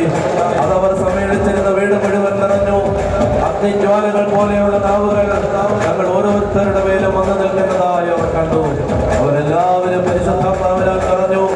ആത്മാവ് നൽകിയ ഭാഷണപരമനുസരിച്ച് അവർ വിവിധ ഭാഷകളിൽ സംസാരിക്കാൻ തുടങ്ങി. ഓ സ്വർഗ്ഗത്തിന്റെ അഗ്നിയെ, ആലയത്തിൽ ഇറങ്ങി വരണമേ. മഹത്വത്തിന്റെ സാന്നിധ്യമേ, ഇറങ്ങി ജനത്തെ അഭിഷേകം ചെയ്യണമേ. പലവിധമായ സകല പീഠങ്ങളിൽ, ആകുലതകളിൽ, ദുഃഖങ്ങളിൽ, രോഗങ്ങളിൽ തകർന്നു കഴിയുന്ന ഒരു ജനതയുടെ വീണ്ടെടുപ്പിനായി കുരിശിൽ തൂങ്ങി മരിച്ച് അവിടുത്തെ രക്തം ഞങ്ങളുടെ മോചനത്തിനായി കാഴ്ചവെച്ച് പിതാവിന്റെ സന്നിധിയിലിരുന്ന് ഞങ്ങൾക്ക് വേണ്ടി മാധ്യസ്ഥം വഹിച്ച പരിശുദ്ധാത്മാവിനെ വർഷിക്കുന്ന ഈശോ ഇതിന്റെ പരിശുദ്ധ നാമം വിളിച്ച് ഈ ജനതയ്ക്ക് വേണ്ടി പ്രാർത്ഥിക്കുന്നു. കാർമൽ മലയുടെ മുകളിൽ ഏലിയാ പ്രവാചകൻ ഒരു രാജാവിനും രാജ്ഞിക്കും ഒരു സാമ്രാജ്യത്തിനുമെതിരെ ഒറ്റയ്ക്ക് നിന്നുകൊണ്ട് ദൈവമേ മാത്രമാണ് ഏകസത്യ ദൈവമെന്നും ദൈവമേ ഞാൻ അങ്ങയുടെ ദാസനാണെന്നും എല്ലാവരുടെയും ഹൃദയങ്ങളെ അങ്ങേക്ക് അവിടുന്ന് തിരികെ വിളിക്കുന്നെന്നും അങ്ങ് കൽപ്പിച്ചിട്ടാണ് ഞാനിതെല്ലാം ചെയ്യുന്നതെന്നും ഈ ജനം അറിയേണ്ടതിന് ഈ ബലിവസ്തുവിലേക്ക് തന്നെ അഗ്നി ഇറങ്ങി വരണമേ എന്ന് ഹൃദയം പൊട്ടിക്കടഞ്ഞപ്പോൾ ദൈവമേ 12 കുടം വെള്ളമൊഴിച്ച് നനഞ്ഞു മുതിർന്ന ബലിപീഠത്തിനകത്തേക്ക് തീയിറങ്ങി ബലിവസ്തുക്കൾ കത്തിച്ച് ചാമ്പലാക്കിയതുപോലെ ഈ ജനത്തിന്റെ മേൽ, ഈ ദേശത്തിന്റെ മേൽ ദൈവമേ നിന്റെ ശക്തി ഇറങ്ങി വരണമേ. കണ്ണടച്ച് പ്രാർത്ഥിക്കുന്നു. ആരെയും ശ്രദ്ധിക്കരുത്, ആരെയും നോക്കരുത്. തൊട്ടടുത്ത് നിൽക്കുന്നവരെ ശ്രദ്ധിക്കരുത്. അടുത്ത് നിൽക്കുന്നവരെ നോക്കി നിങ്ങൾ നാവടക്കരുത്. നിങ്ങളുടെ നാവ് പൊട്ടരുത്. നിങ്ങളുടെ അധരങ്ങൾ നിശബ്ദമാവരുത്. ആത്മാവിന് വേണ്ടി നാമിക്കട്ടെ. മദ്യപാന ബന്ധനങ്ങളിൽ, ദാരിദ്ര്യ ദുഃഖങ്ങളിൽ, കുടുംബ കലഹങ്ങളിൽ, വൈരാഗ്യത്തിൽ, വെറുപ്പിൽ, കേസുകളിൽ, വ്യവഹാരങ്ങളിൽ, തിന്മയുടെ ഉപദ്രവങ്ങളിൽ, പൈശാചികമായ ആസൂത്രിതമായ അന്ധകാര ബന്ധനങ്ങളിൽ, തലമുറയുടെ ശാപക്കെട്ടുകളിൽ, ഓ ദൈവത്തിന്റെ ആത്മാവേ ഇറങ്ങി വരണമേ. മഹത്വത്തിന്റെ ശക്തി വ്യാപരിക്കണമേ. നിന്റെ ശക്തി വ്യാപരിക്കണമേ. എല്ലാ മക്കളും ആഗ്രഹിച്ച് ദാഹിച്ച് പ്രാർത്ഥിക്കട്ടെ.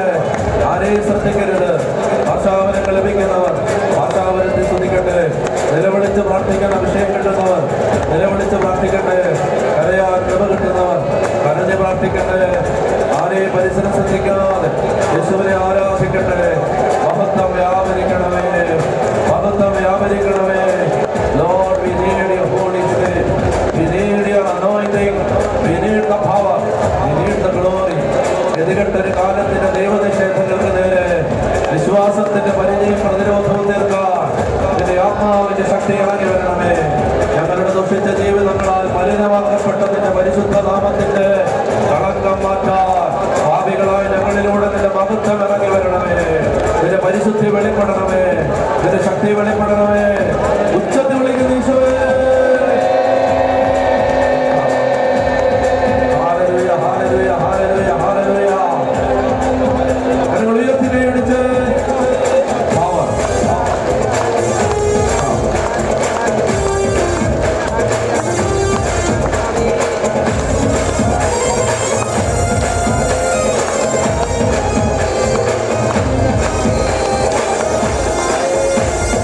Before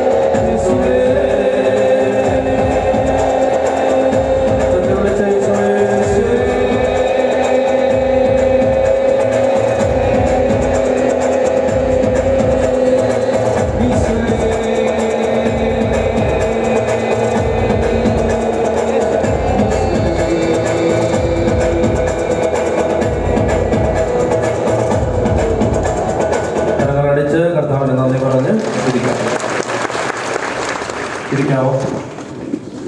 പറഞ്ഞേ ഹല്ലേലൂയ. ദാഹിച്ചും ആഗ്രഹിച്ചും പരിശുദ്ധാത്മാവിന് വേണ്ടി പ്രാർത്ഥിക്കണം.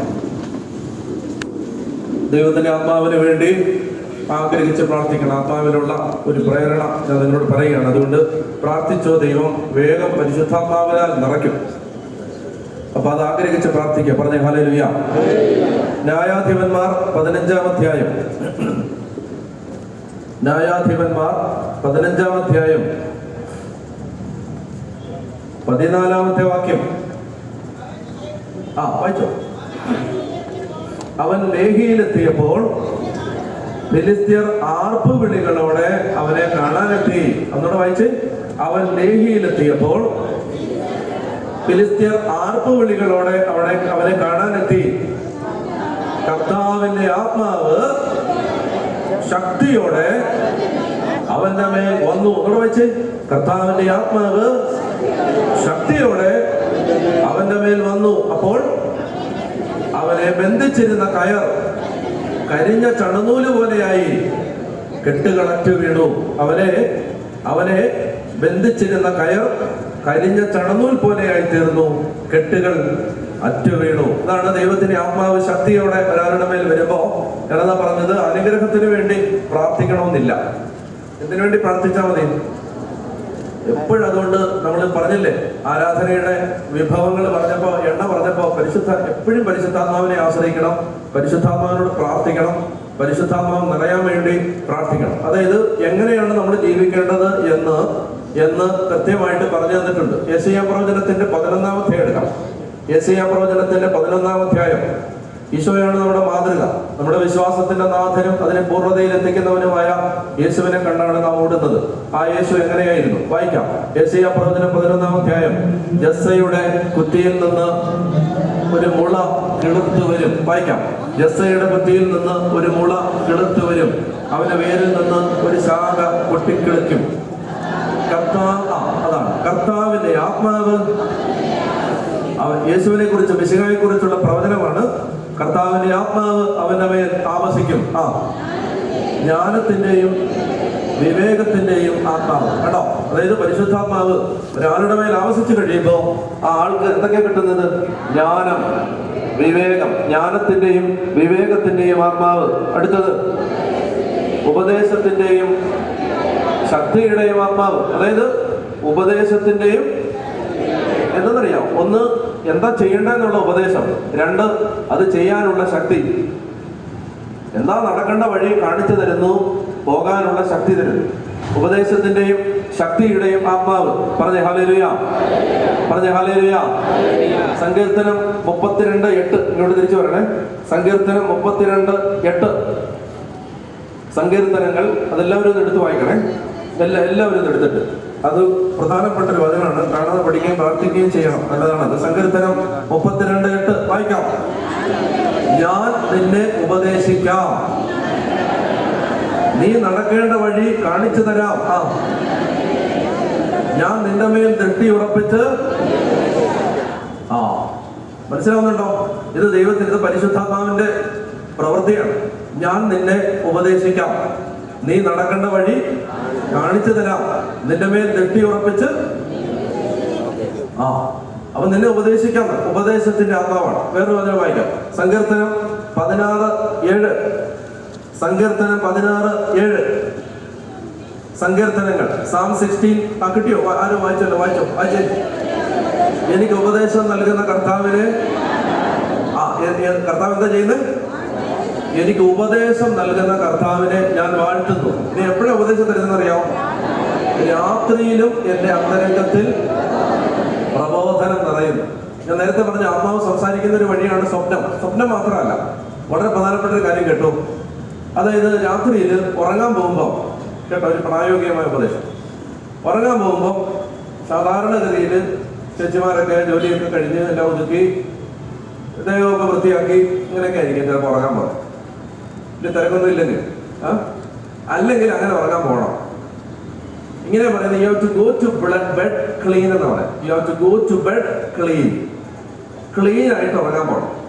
അപ്പോൾ ഞങ്ങളെ പോലുള്ളവരെ വിട്ടേക്ക് മടുത്ത് നനവിച്ച് എങ്ങനെ എവിടെ വഴിയിലെങ്കിലും കിടന്നാൽ മതി എന്ന് പറഞ്ഞ് പോകുന്ന ആളുകളെ വിട്ടേക്കുക. അല്ലാതെ വീട്ടിലൊക്കെ നിൽക്കുന്നവർ എല്ലാ ദിവസവും വീട്ടിൽ ഭക്ഷണമൊക്കെ കഴിച്ച് പ്രാർത്ഥിച്ച് സമയം കൊണ്ട് എല്ലാ ജോലിയൊക്കെ തീർത്ത് വൃത്തിയായിട്ട് കിടന്നുറങ്ങണം. പറഞ്ഞേ ഹല്ലേലൂയ. വൃത്തിയായിട്ട് കിടന്നുറങ്ങണമെന്ന് പറയുന്നതിന് ശാരീരികമായൊരു കാരണമുണ്ട്, ആത്മീയമായൊരു കാരണമുണ്ട്. ശാരീരികമായൊരു കാരണം എന്ന് പറഞ്ഞാൽ അത് നമുക്ക് ആരോഗ്യം തരും, നല്ല ഉറക്കം തരും. നല്ല നീറ്റായിട്ട് കിടന്നാൽ നല്ല ഉറക്കമൊക്കെ കിട്ടും. മാത്രമല്ല അത് അവരുടെ ഹൈജീനിക്കിന്റെ ഭാഗമാണ്. അത് കൂടാതെ വേറൊരു പ്രശ്നമുണ്ട്. കർത്താവ് രാത്രിയിലെങ്ങാനും വന്നാൽ കുളിക്കാതെ നനയ്ക്കാതെ അവന്റെ മുമ്പിൽ പോയി നിൽക്കേണ്ട ഒരു ഗതികേട് വരുത്തില്ല. മനസ്സിലാകുന്നുണ്ടോ? കർത്താവ് വരുമോ? വരുമെന്ന് വിശ്വാസമില്ലാത്തവർക്ക് ഞാനീ പറഞ്ഞ ഭാഗമല്ല. കർത്താവ് വരുമെന്ന് വിശ്വാസം. കർത്താവ് രാത്രി കള്ളനെ പോലെ വരുമെന്നാണ് പറഞ്ഞത്. കള്ളൻ അറിയിപ്പ് വന്നിട്ടാണ് വന്നത്. നാളെ രാത്രി 11:30 നിങ്ങളുടെ ലോക്കർ അങ്ങനെയൊന്നും പറഞ്ഞിട്ടില്ലല്ലോ. അപ്പൊ കർത്താവ് അപ്രതീക്ഷിതമായി വരുമ്പോ നല്ല നീറ്റായിട്ട് കർത്താവിനെ എടുത്തു നിൽക്കാൻ പറ്റും. ഓക്കെ, എടുക്കാതിരിക്കുകയും ചെയ്യാം. ഞാൻ പറയാൻ വന്നത്, നിങ്ങൾ ഉറങ്ങുമ്പോൾ നല്ല ക്ലീൻ ആയിട്ട്. അപ്പം ശരീരം മാത്രമല്ല ഞാൻ പറയാൻ വന്ന, അതല്ല, ഇതൊക്കെ ചുമ്മാ വെച്ച് വർത്താൻ. പറയാൻ വന്നത് ക്ലീൻ ആയിട്ട് കിടക്കണം. എങ്ങനെയെന്നറിയാം? കിടക്കുന്നതിന് മുമ്പ് ഒരു 2-3 മിനിറ്റ് ചെലവഴിച്ചാൽ മതി.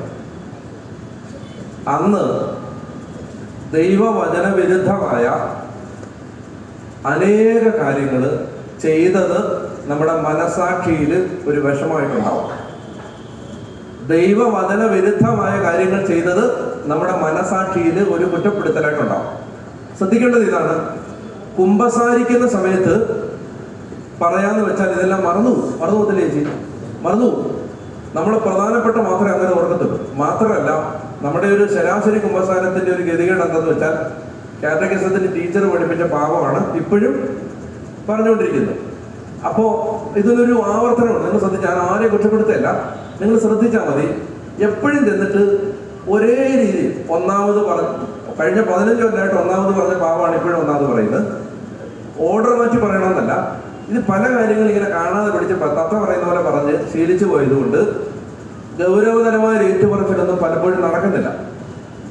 തീരെ ഇല്ലെന്നല്ല, പൊതുവെ ഇല്ല. അപ്പൊ കുംഭസാരത്തിൽ ഇതെല്ലാം പറയാം എന്ന് വിചാരിച്ചാൽ ഓർക്കണമെന്ന് ഒരു നിർബന്ധമില്ല. ഓർക്കത്തില്ല എന്നുള്ളതാണ് വാസ്തവം.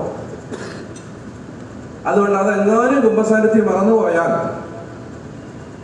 അത് പരിഹരിക്കപ്പെടാതെ കിടക്കാതിരിക്കുന്നതിന് ഒരു വഴിയാണ് കർത്താവിന്റെ സന്നിധിയിൽ രാത്രിയിൽ ഇരുന്ന് ഒരു 3 മിനിറ്റ് മതി. അന്ന് ജീവിതത്തിൽ ദൈവത്തിന് വിപരീതമായി ചെയ്ത കാര്യങ്ങളൊക്കെ ഓർത്ത് മാപ്പ് ചോദിച്ച് കരുണ യാചിച്ച് കിടന്നാൽ you go to bed clean. കറയില്ലാത്ത മനസാക്ഷിയുമായിട്ട് ഉറങ്ങാൻ പോയാൽ എന്താ ഗുണമെന്നറിയാം? ടെസ്റ്റ് ചെയ്തു. രാത്രിയിൽ ദൈവം സംസാരിക്കും. ഒരു അവകാശവാദവും പറയുന്നില്ല, വെറുതെ പരീക്ഷിച്ചു നോക്കിക്കോളൂ. രാത്രി ഞാൻ എൻ്റെ ഒരു അനുഭവം പറയാം. ഞാൻ ഒരു മഹാഭാവിയാണ്. ഈ മഹാഭാവി രാത്രിയിൽ കർത്താവിന്റെ മുമ്പിൽ 2 മിനിറ്റ് ഇരുന്ന്, എന്റെ ദൈവം എന്നോട് കരുണ കാണിക്കണേ എന്ന് പറഞ്ഞ് പ്രാർത്ഥിച്ചിട്ട് കിടന്നാൽ മനസ്സിലാവാത്ത കാര്യങ്ങൾ രാത്രിയിൽ ദൈവം മനസ്സിലാക്കി തരും. രാവിലെ എഴുന്നേൽക്കുമ്പോ തലേന്ന് മനസ്സിലാവാതിരുന്നത് എഴുന്നേറ്റ് വരുമ്പോൾ നല്ല ക്ലിയർ ആയിട്ട് കിട്ടും. അതെപ്പോഴാണ് നടക്കുന്നത്, ആരോ പറഞ്ഞത് അറിയത്തില്ല. ചില കാര്യങ്ങൾ എന്താ അറിയാം, എഴുന്നേറ്റ് വരുമ്പോൾ തന്നെ ചില കാര്യങ്ങൾ ഇങ്ങനെ മനസ്സിൽ നല്ല വലിയൊരു ടെൻഷനുമായിട്ടാണ് ഉറങ്ങാൻ പോയത്. നല്ല ഒരു കാര്യം എന്ത് ചെയ്യും എന്നുള്ളതിനെ കുറിച്ച് ഒരു ആകുലതയുണ്ട്. രാവിലെ ആകുമ്പോഴേക്കും അതിനൊരു സൊല്യൂഷൻ ഉണ്ടാവും. പറഞ്ഞ ഹല്ലേലൂയ. അപ്പൊ ഇത് പ്രാക്ടീസ് ചെയ്യുക. രാത്രിയിലും എന്റെ അന്തരംഗത്തിൽ പ്രബോധനം നിറയുന്നു. എനിക്ക് ഉപദേശം നൽകുന്ന കർത്താവിനെ ഞാൻ വാഴ്ത്തും. ഇനി ഒന്ന് വായിച്ച് സങ്കീർത്തനം 16 വാക്യം എത്രയായിരുന്നു? വായിക്കാം. എനിക്ക് ഉപദേശം നൽകുന്ന കർത്താവിനെ ഞാൻ വാഴ്ത്തുന്നു, രാത്രിയിലും എന്റെ അന്തരംഗത്തിൽ. ഇനി യെശയ്യാ 11 തിരിച്ചു വരിക. യേശുവിൽ നിറഞ്ഞ ആത്മാവ്. യെശയ്യാ 11:2. കർത്താവിന്റെ ആത്മാവ് അവന്റെ മേൽ ആവസിക്കും, ജ്ഞാനത്തിന്റെയും വിവേകത്തിന്റെയും ആത്മാവ്, ഉപദേശത്തിന്റെയും ശക്തിയുടെയും ആത്മാവ്, അറിവിന്റെയും ദൈവഭക്തിയുടെയും ആത്മാവ്. നിങ്ങൾ കണ്ടോ? അറിവിന്റെയും അറിവെന്ന് പറഞ്ഞാൽ പ്രബോധനം, കാഴ്ചപ്പാടുകൾ, ബോധ്യങ്ങൾ. ചില കാര്യങ്ങൾ ദൈവം ആഗ്രഹിക്കുന്നതാണോ ആഗ്രഹിക്കാത്തതാണോ? പ്രബോധനം. ചിലത് വചനവിരുദ്ധമാണോ അല്ലയോ, പ്രബോധനം, ബോധ്യം പരിശുദ്ധാത്മാവ് പറഞ്ഞു തരും. അപ്പോ പറയുകയാണ് അറിവിന്റെയും, പിന്നെ അടുത്തത് ദൈവ ഭക്തിയുടെയും ആത്മാവ്. എപ്പോഴും നിങ്ങൾ ഓർക്കണം, വേണ്ട വിധം പ്രാർത്ഥിക്കേണ്ടത് എങ്ങനെയെന്ന് നമുക്ക് അറിഞ്ഞുകൂടാ. പ്രാർത്ഥിക്കാൻ, കുർബാന അർപ്പിക്കാൻ, ദൈവ ശുശ്രൂഷ ചെയ്യാൻ, ആത്മീയ കാര്യങ്ങളെ വ്യാപരിക്കാൻ എല്ലാം പരിശുദ്ധാത്മാവ് സഹായിക്കണം. ദൈവഭക്തിയുടെയും ആത്മാവ്. ഒന്നുകൂടെ ഉച്ചത്തിൽ വായിച്ചു നിർത്താം. കർത്താവിന്റെ ആത്മാവ് അവന്റെ മേൽ ആവസിക്കും. ജ്ഞാനത്തിന്റെയും വിവേകത്തിന്റെയും ആത്മാവ്, ഉപദേശത്തിന്റെയും ശക്തിയുടെയും ആത്മാവ്, അറിവിന്റെയും ദൈവഭക്തിയുടെയും ആത്മാവ്. പറഞ്ഞേ ഹല്ലേലൂയ. ഈ ആത്മാവാണ് യേശുവിൽ നിറഞ്ഞത്. ലൂക്കാ സുവിശേഷം എടുക്കുക.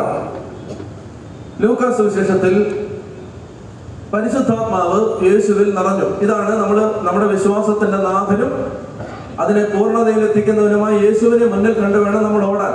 നമ്മൾ എങ്ങനെയാണ് ജീവിക്കേണ്ടത്, നമ്മളിൽ എങ്ങനെയാണ് ദൈവപ്രവൃത്തി നടക്കേണ്ടത്, യേശുവിനെ നോക്കിയാണ് പഠിക്കേണ്ടത്. അപ്പോ പറയുകയാണ്, ലൂക്കാ സുവിശേഷത്തിന്റെ 1-ാമത്തെ അധ്യായത്തിൽ പരിശുദ്ധ അമ്മയോട് പറയുകയാണ്. ലൂക്ക 1:34. ലൂക്ക 1:34. മറിയം ദൂതനോട് പറഞ്ഞു, ഇതെങ്ങനെ സംഭവിക്കും? ഞാൻ പുരുഷനെ അറിയുന്നില്ലല്ലോ. ദൂതൻ മറുപടി പറഞ്ഞു, പരിശുദ്ധാത്മാവ് നിന്റെ മേൽ വരും, അത്യുന്നതന്റെ ശക്തി നിന്റെ മേൽ ആവസിക്കും. അപ്പൊ ഒന്നാമത്തേത്, യേശുവിന്റെ ജനനം, ദൈവപുത്രന്റെ ജനനം പരിശുദ്ധാത്മാവിലായിരുന്നു.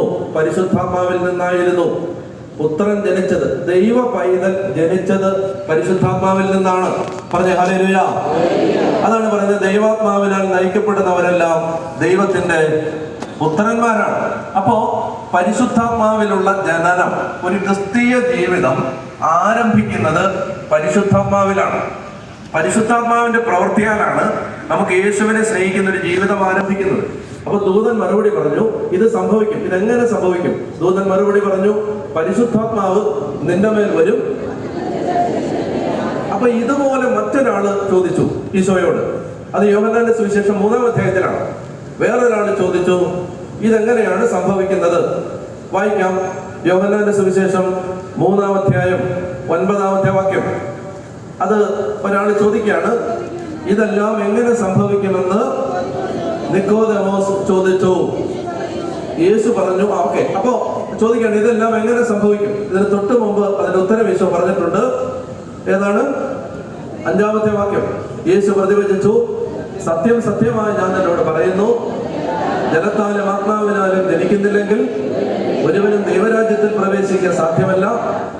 മാംസത്തിൽ നിന്ന് ജനിക്കുന്നത് മാംസമാണ്, ആത്മാവിൽ നിന്ന് ജനിക്കുന്നത് ആത്മാവ്. 7, നിങ്ങൾ വീണ്ടും ജനിക്കണമെന്ന് ഞാൻ പറഞ്ഞതുകൊണ്ട് നീ സംശയിക്കണ്ട. ഇതെങ്ങനെ നടക്കുമെന്ന് നീ സംശയിക്കണ്ട. എങ്ങനെ നടക്കാൻ പോകുന്നത്? ഒരു വീണ്ടും ജനനം, ഒരു ആത്മീയ ജനനം, ക്രിസ്തുവിലുള്ളൊരു നവമായ ജീവിതം എങ്ങനെയാണ് സംഭവിക്കുന്നത്? കാറ്റ് അതിനിഷ്ടമുള്ളിടത്തേക്ക് വീശുന്നു, അതിന്റെ ശബ്ദം നീ കേൾക്കുന്നു, എന്നാൽ അത് എവിടെ നിന്ന് വരുന്നെന്നോ എവിടേക്ക് പോകുന്നെന്നോ നീ അറിയുന്നില്ല. ഇതുപോലെയാണ് ആത്മാവിൽ നിന്ന് ജനിക്കുന്ന ഒരുവനും. മനസ്സിലായി? ആത്മാവിൽ നിന്നുള്ള ജനനം അത് പരിശുദ്ധാത്മാവിന്റെ പ്രവൃത്തിയാണ്. അതെങ്ങനെ നടന്നുകൂടാ? പക്ഷെ പരിശുദ്ധാത്മാവാണ് വീണ്ടും ജനനം നിർവഹിക്കുന്നത്. അതാണ് ആദ്യത്തെ കാര്യം. അപ്പൊ ലൂക്കാ സുവിശേഷത്തിന്റെ 1-ാം അധ്യായത്തില് മറിയം ദൂതനോട് ചോദിച്ചു, ഇതെങ്ങനെ സംഭവിക്കും? ഞാൻ പുരുഷനെ അറിയുന്നില്ലല്ലോ. ദൂതൻ മറുപടി പറഞ്ഞു, പരിശുദ്ധാത്മാവ് നിന്റെ മേൽ വരും, അത്യുന്നതന്റെ ശക്തി. പറഞ്ഞേ ഹല്ലേലൂയ. പറഞ്ഞേ ഹല്ലേലൂയ. പറഞ്ഞേ ഹല്ലേലൂയ. ഇനി ഈശോ ജനിച്ചു കഴിയുമ്പോൾ ഈശോയുടെ ജീവിതം നമ്മൾ അടുത്ത് പരിശോധിക്കുമ്പോൾ വായിക്കാം. ലൂക്കാ സുവിശേഷം 2-ാം അധ്യായം 40-ാമത്തെ വാക്യം. ലൂക്ക 2:40 ഉറക്കെ വായിക്കുക. ശിശു വളർന്നു, ജ്ഞാനം നിറഞ്ഞ് ശക്തനായി, ദൈവത്തിന്റെ കൃപ, ദൈവത്തിന്റെ ആത്മാവ് അവന്റെ മേൽ ഉണ്ടായിരുന്നു. ജ്ഞാനം നിറഞ്ഞ് ശക്തനായി. നമ്മൾ 11 വായിച്ചിരുന്നു. ജ്ഞാനത്തിന്റെ ആത്മാവ്, ജ്ഞാനം നിറഞ്ഞ് ശക്തനായി, ദൈവത്തിന്റെ കൃപ അവന്റെ മേൽ ഉണ്ടായിരുന്നു. പറഞ്ഞേ ഹല്ലേലൂയ. ഇനി 2:52 യേശു പരിശുദ്ധാത്മാവിൽ നിറഞ്ഞ് ജീവിച്ചത് എങ്ങനെയാണ്? 2:52 വായിക്ക്. യേശു ജ്ഞാനത്തിലും പ്രായത്തിലും ദൈവത്തിന്റെയും മനുഷ്യരുടെയും പ്രീതിയിലും വളർന്നു വന്നു. പ്രായത്തിൽ മാത്രമല്ല വളർന്നത്, ആത്മാവിലും വളർന്നു, പരിശുദ്ധാത്മ നിറവിലും വളർന്നു. പ്രായം കൊണ്ട് മാത്രമല്ല, ബയോളജിക്കൽ ഗ്രോത്ത് മാത്രമല്ല, പരിശുദ്ധാത്മാവിൽ നിറഞ്ഞ് ഈശോ വളർന്നു. അടുത്തത് വായിക്കേണ്ടത് 3-ാം അധ്യായം, ലൂക്കാ സുവിശേഷം 3-ാം അധ്യായം 21. ജനം സ്നാനം സ്വീകരിച്ചുകൊണ്ടിരിക്കുമ്പോൾ യേശുവും വന്ന് സ്നാനമേറ്റു. അവൻ പ്രാർത്ഥിച്ചുകൊണ്ടിരിക്കുമ്പോൾ സ്വർഗം തുറക്കപ്പെട്ടു. പരിശുദ്ധാത്മാവ് പ്രാവിന്റെ രൂപത്തിൽ അവന്റെ മേൽ, അതായത് പരിശുദ്ധാത്മാവിനെ യേശു സ്വീകരിച്ചത് ഒരിക്കൽ മാത്രമല്ല, എപ്പോഴും പരിശുദ്ധാത്മാവിനാൽ നിറയാൻ യേശുവിന്റെ ജീവിതത്തിൽ പിതാവായ ദൈവം സാഹചര്യങ്ങൾ കൊടുത്തുകൊണ്ട് ഈശോയുടെ മനുഷ്യാവതാര കാലത്ത് പരിശുദ്ധാത്മാവിനാൽ നിറച്ചുകൊണ്ടേയിരുന്നു. അങ്ങനെയാണ് നമ്മളിവിടെ വായിക്കുന്നത്. അവൻ എന്ത് ചെയ്തു? ഓൾറെഡി പരിശുദ്ധാത്മാവിനാൽ നിറഞ്ഞ ആളാണ്, ജ്ഞാനത്തിലും ദൈവകൃപയിലും വളർന്നു വന്ന ആളാണ്. എന്നാൽ മാമോദീസ സമയത്ത് പരിശുദ്ധാത്മാവ് പ്രാവിന്റെ രൂപത്തിൽ അവന്റെ മേൽ ഇറങ്ങി വന്നു. സ്വർഗത്തിൽ നിന്നൊരു സ്വരമുണ്ടായി, നീ എന്റെ പ്രിയപുത്രൻ, നിന്നെ ഞാൻ പ്രസാദിച്ചിരിക്കുന്നു. പറഞ്ഞേ ഹല്ലേലൂയ. ഇനി അടുത്തത് 4-ാം അധ്യായത്തിന്റെ 1-ാം വാക്യം, ലൂക്കാ സുവിശേഷം 4-ാം അധ്യായം 1-ാം വാക്യം വായിക്കാം ഉറക്കെ. യേശു പരിശുദ്ധാത്മാവ് നിറഞ്ഞവനായി ജോർദാനിൽ നിന്ന് മടങ്ങി. കണ്ടോ, പരിശുദ്ധാത്മാവ് നിറഞ്ഞവനായി ജോർദാനിൽ നിന്ന് മടങ്ങി. ഇനി 4-ാം അധ്യായത്തിൽ യേശു തിരുവെഴുത്തെടുത്ത് വായിക്കുകയാണ്. 4:17, ലൂക്കാ 4:17 വായിക്കേ. യെശയ്യാ പ്രവാചകന്റെ പുസ്തകം അവന് നൽകപ്പെട്ടു. പുസ്തകം തുറന്നപ്പോൾ ഇപ്രകാരം എഴുതിയിരിക്കുന്നത് അവൻ കണ്ടു, കർത്താവിന്റെ ആത്മാവ് എന്റെ മേൽ ഉണ്ട്. പറഞ്ഞേ ഹല്ലേലൂയ, പറഞ്ഞേ ഹല്ലേലൂയ. അതായത് വീണ്ടും പറയുകയാണ്, കർത്താവിന്റെ ആത്മാവ് എന്റെ മേൽ ഉണ്ട്. പറഞ്ഞേ ഹല്ലേലൂയ, പറഞ്ഞേ ഹല്ലേലൂയ. അപ്പോ യേശുവിന്റെ പരസ്യ ജീവിതം എന്ന് പറയുന്നത് പരിശുദ്ധാത്മാവിനാൽ നിറഞ്ഞ ജീവിതമായിരുന്നു. അപ്പൊ ഇതാണ് ഈശോ നമ്മളിൽ നിന്ന് ആഗ്രഹിക്കുന്നത്. നമ്മൾ എപ്പോഴും ആത്മാവിനാൽ നിറയാൻ, ആത്മാവിൽ നിറഞ്ഞ് ജീവിക്കാൻ ആഗ്രഹിക്കുകയും പ്രാർത്ഥിക്കുകയും ചെയ്യണം. അപ്പൊ അങ്ങനെ അതിനെന്താണ് ചെയ്യേണ്ടത്? പരിശുദ്ധാത്മാവിനാൽ നിറയാൻ ഞാൻ കുറച്ച് കാര്യങ്ങൾ പെട്ടെന്ന് നിങ്ങളോട് പറയാം. പരിശുദ്ധാത്മാവിനാൽ നിറയാൻ നമ്മൾ എന്ത് ചെയ്യണം? ചില വചനങ്ങൾ വേഗം വായിച്ച് 1, 2, 3, 4, 5, 6, 7, 8 നമ്മൾ ചില കാര്യങ്ങൾ പഠിക്കാൻ പോകണം. പരിശുദ്ധാത്മാവിൽ നിറയാൻ ഞാൻ എന്ത് ചെയ്യണം? പെട്ടെന്ന് വായിക്കാം. യോഹന്നാൻ 7:37, യോഹന്നാൻ 7:37 വായിക്കുക. യോഹന്നാൻ 7:37 വായിക്കാമോ? തിരുനാളിന്റെ അവസാനത്തെ മഹാദിനത്തിൽ യേശു എഴുന്നേറ്റ് നിന്ന് ശബ്ദമുയർത്തി പറഞ്ഞു, ആർക്കെങ്കിലും ദാഹിക്കുന്നെങ്കിൽ അവൻ എന്റെ അടുക്കൽ വന്ന് കുടിക്കട്ടെ. എന്നിൽ വിശ്വസിക്കുന്നവന്റെ ഹൃദയത്തിൽ നിന്ന് വിശുദ്ധ ലിഖിതം സ്ഥാപിക്കുന്നത് പോലെ ജീവജലത്തിന്റെ അരുവികൾ ഒഴുകും. അവനിത് പറഞ്ഞത് തന്നെ വിശ്വസിക്കുന്നവർ സ്വീകരിക്കാനിരിക്കുന്ന. അപ്പൊ ഇവിടെ ഒന്നാമത്തെ കാര്യം, പരിശുദ്ധാത്മാവിനെ സ്വീകരിക്കാനുള്ള ഒന്നാമത്തെ മാനദണ്ഡം യേശുവിൽ വിശ്വസിക്കണം. യേശുവിനെ വിശ്വസിക്കണം. പ്രത്യേകം ശ്രദ്ധിക്കുക, യേശുവിനെ വ്യക്തിപരമായി തങ്ങളുടെ ജീവിതത്തിന്റെ രക്ഷകനും നാഥനും ദൈവവുമായി സ്വീകരിക്കുന്നവരിലാണ് പരിശുദ്ധാത്മാവ് വർഷിക്കപ്പെടുന്നത്. കാര്യസാധ്യത്തിന് വേണ്ടി യേശുവിന്റെ അടുത്ത് പോകുന്നവരുടെ അടുത്തല്ല, വ്യക്തിപരമായി യേശുവിനെ സ്നേഹിക്കുന്നവരിലാണ് പരിശുദ്ധാത്മാവ് പറയുന്നത്. ഇതിനകത്ത് ഒരു തർക്കവും വേണ്ട. പരിശുദ്ധാത്മ അഭിഷേകത്തിന്റെ ഏറ്റവും വലിയ ബ്ലോക്ക് യേശുവിനോടുള്ള ബന്ധമില്ലായ്മയാണ്. യേശുവിനോടുള്ള ബന്ധമില്ല. യേശുവിനെ കാര്യസാധ്യത്തിന് വേണ്ടിയുള്ള ഒരാളായിട്ട് മാത്രം കാണും. എന്തെങ്കിലും ആവശ്യം വരുമ്പോൾ മാത്രം യേശുവിനെ എടുത്തു. വ്യക്തിപരമായ ബന്ധമില്ല. ശ്രദ്ധിക്കുക, വ്യക്തിപരമായ പ്രാർത്ഥനാ ജീവിതമില്ല, വചനത്തോട് സ്നേഹമില്ല, പരിശുദ്ധ കുർബാനയോട് സ്നേഹമില്ല, പാപങ്ങളെ കുറിച്ച് അനുതാപമില്ല. ഇതെല്ലാം ഈശോയോടുള്ള വ്യക്തിപരമായ ബന്ധത്തിൽ മാത്രം നടക്കുന്ന കാര്യങ്ങളാണ്. അപ്പൊ ആരെങ്കിലും നിർബന്ധിച്ചോണ്ട് വേണേ പള്ളിയിൽ പോവാം, ആരെങ്കിലും നിർബന്ധിക്കുന്നതുകൊണ്ട് കുമ്പസാരിക്കാം, ആരെങ്കിലും നിർബന്ധിക്കുന്നതുകൊണ്ട് ബൈബിൾ വായിക്കാം, അല്ലെ കുറെ കാര്യം സാധിക്കാൻ വേണ്ടി കുറച്ച് ബൈബിൾ വായിക്കാം. ഇങ്ങനെ പല രീതിയിൽ നമുക്ക് ആത്മീയ കാര്യങ്ങൾ ചെയ്യാം. ആത്മീയ കാര്യങ്ങൾ ചെയ്യുന്നു എന്ന് കരുതി അവർക്ക് യേശുവിനോട് ബന്ധം ഉണ്ടാവണമെന്ന് ഒരു നിർബന്ധമില്ല. യേശുവിനോട് ഒരു ബന്ധമില്ലാതെ നിങ്ങൾക്ക് മതത്തില് ഭക്തന്മാരായി തുടരാം, മതകാര്യങ്ങൾ അനുഷ്ഠിക്കാം, മതപരമായൊരു ജീവിതം നയിക്കാം. കാണുന്നവർക്ക് നിങ്ങൾ ഒരു ഭക്തനാണെന്ന്, നമ്മളൊരു ഭക്തനാണെന്ന് തോന്നും. പക്ഷേ യേശുവിനോട് വ്യക്തിപരമായ ബന്ധമില്ല. ബെനഡിക്റ്റ് 16 മാർപ്പാപ്പ പറഞ്ഞു, Christianity is not a set of doctrine. കുറെ വിശ്വാസ പ്രമാണങ്ങളുടെ ആകത്തുകയല്ല ക്രിസ്തീയത. Rather it is an encounter with a person and the name of the person is Jesus Christ. മറിച്ച് ക്രിസ്തീയത എന്ന് പറയുന്നത് കുറെ വിശ്വാസ പ്രമാണങ്ങൾ കാണാതെ പഠിക്കുന്നതല്ല, മറിച്ച് അതൊരു വ്യക്തിയെ കണ്ടുമുട്ടുന്നതാണ്. അത് യേശു ക്രിസ്തു എന്ന് പേരുള്ള ഒരു വ്യക്തിയുമായുള്ള കണ്ടുമുട്ടലാണ്. എന്നിട്ട് അദ്ദേഹം പറയും, ദമാസ്കസിന്റെ നഗര കവാടത്തിൽ വെച്ച് സാവൂള് പൗലോസായി മാറുമ്പോൾ കണ്ടുമുട്ടിയതുപോലെ ഒരു എൻകൗണ്ടർ.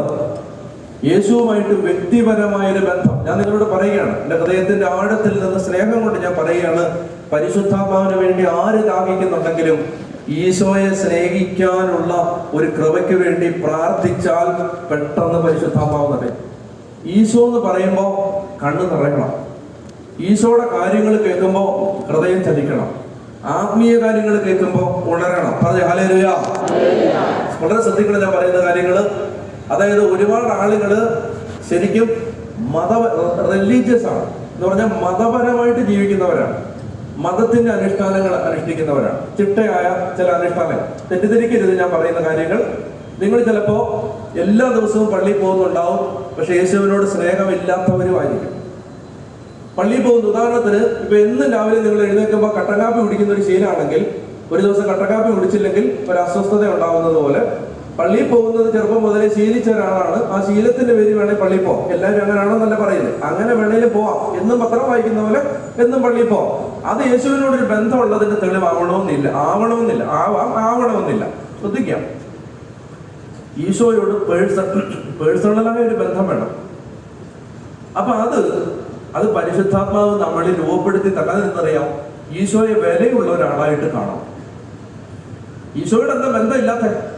അപ്പൊ നമുക്ക് നല്ല വിലയുള്ള ഒരാളാണെന്ന് തോന്നിയാൽ നമ്മളൊരു ബന്ധം ഉണ്ടാക്കാൻ ആഗ്രഹിക്കത്തില്ലേ? ഇല്ലേ? ഭയങ്കര പുണ്യവതികളായിട്ടിരിക്കാതെ സത്യം തുറന്നു പറയാം. നിങ്ങൾ നല്ല ചോദ്യം, നല്ല നമുക്കിപ്പോ ഫ്രാൻസിസ് മാർപ്പാപ്പ നല്ല വിലയുള്ള ഒരാളാണ്. അപ്പൊ നമുക്ക് ഒന്ന് കാണാൻ, വർത്താനം പറയാൻ, ഒന്ന് പരിചയപ്പെടാൻ, ഇനി അറിയാവുന്നൊക്കെ പറയാൻ വലിയ ഒരു ഗമയാണത്. ഫ്രാൻസിസ് മാർപ്പാപ്പ ഇതിലെ നടന്നു പോയാൽ നിങ്ങൾ മൈൻഡ് ചെയ്യാതെ പോകത്തില്ല.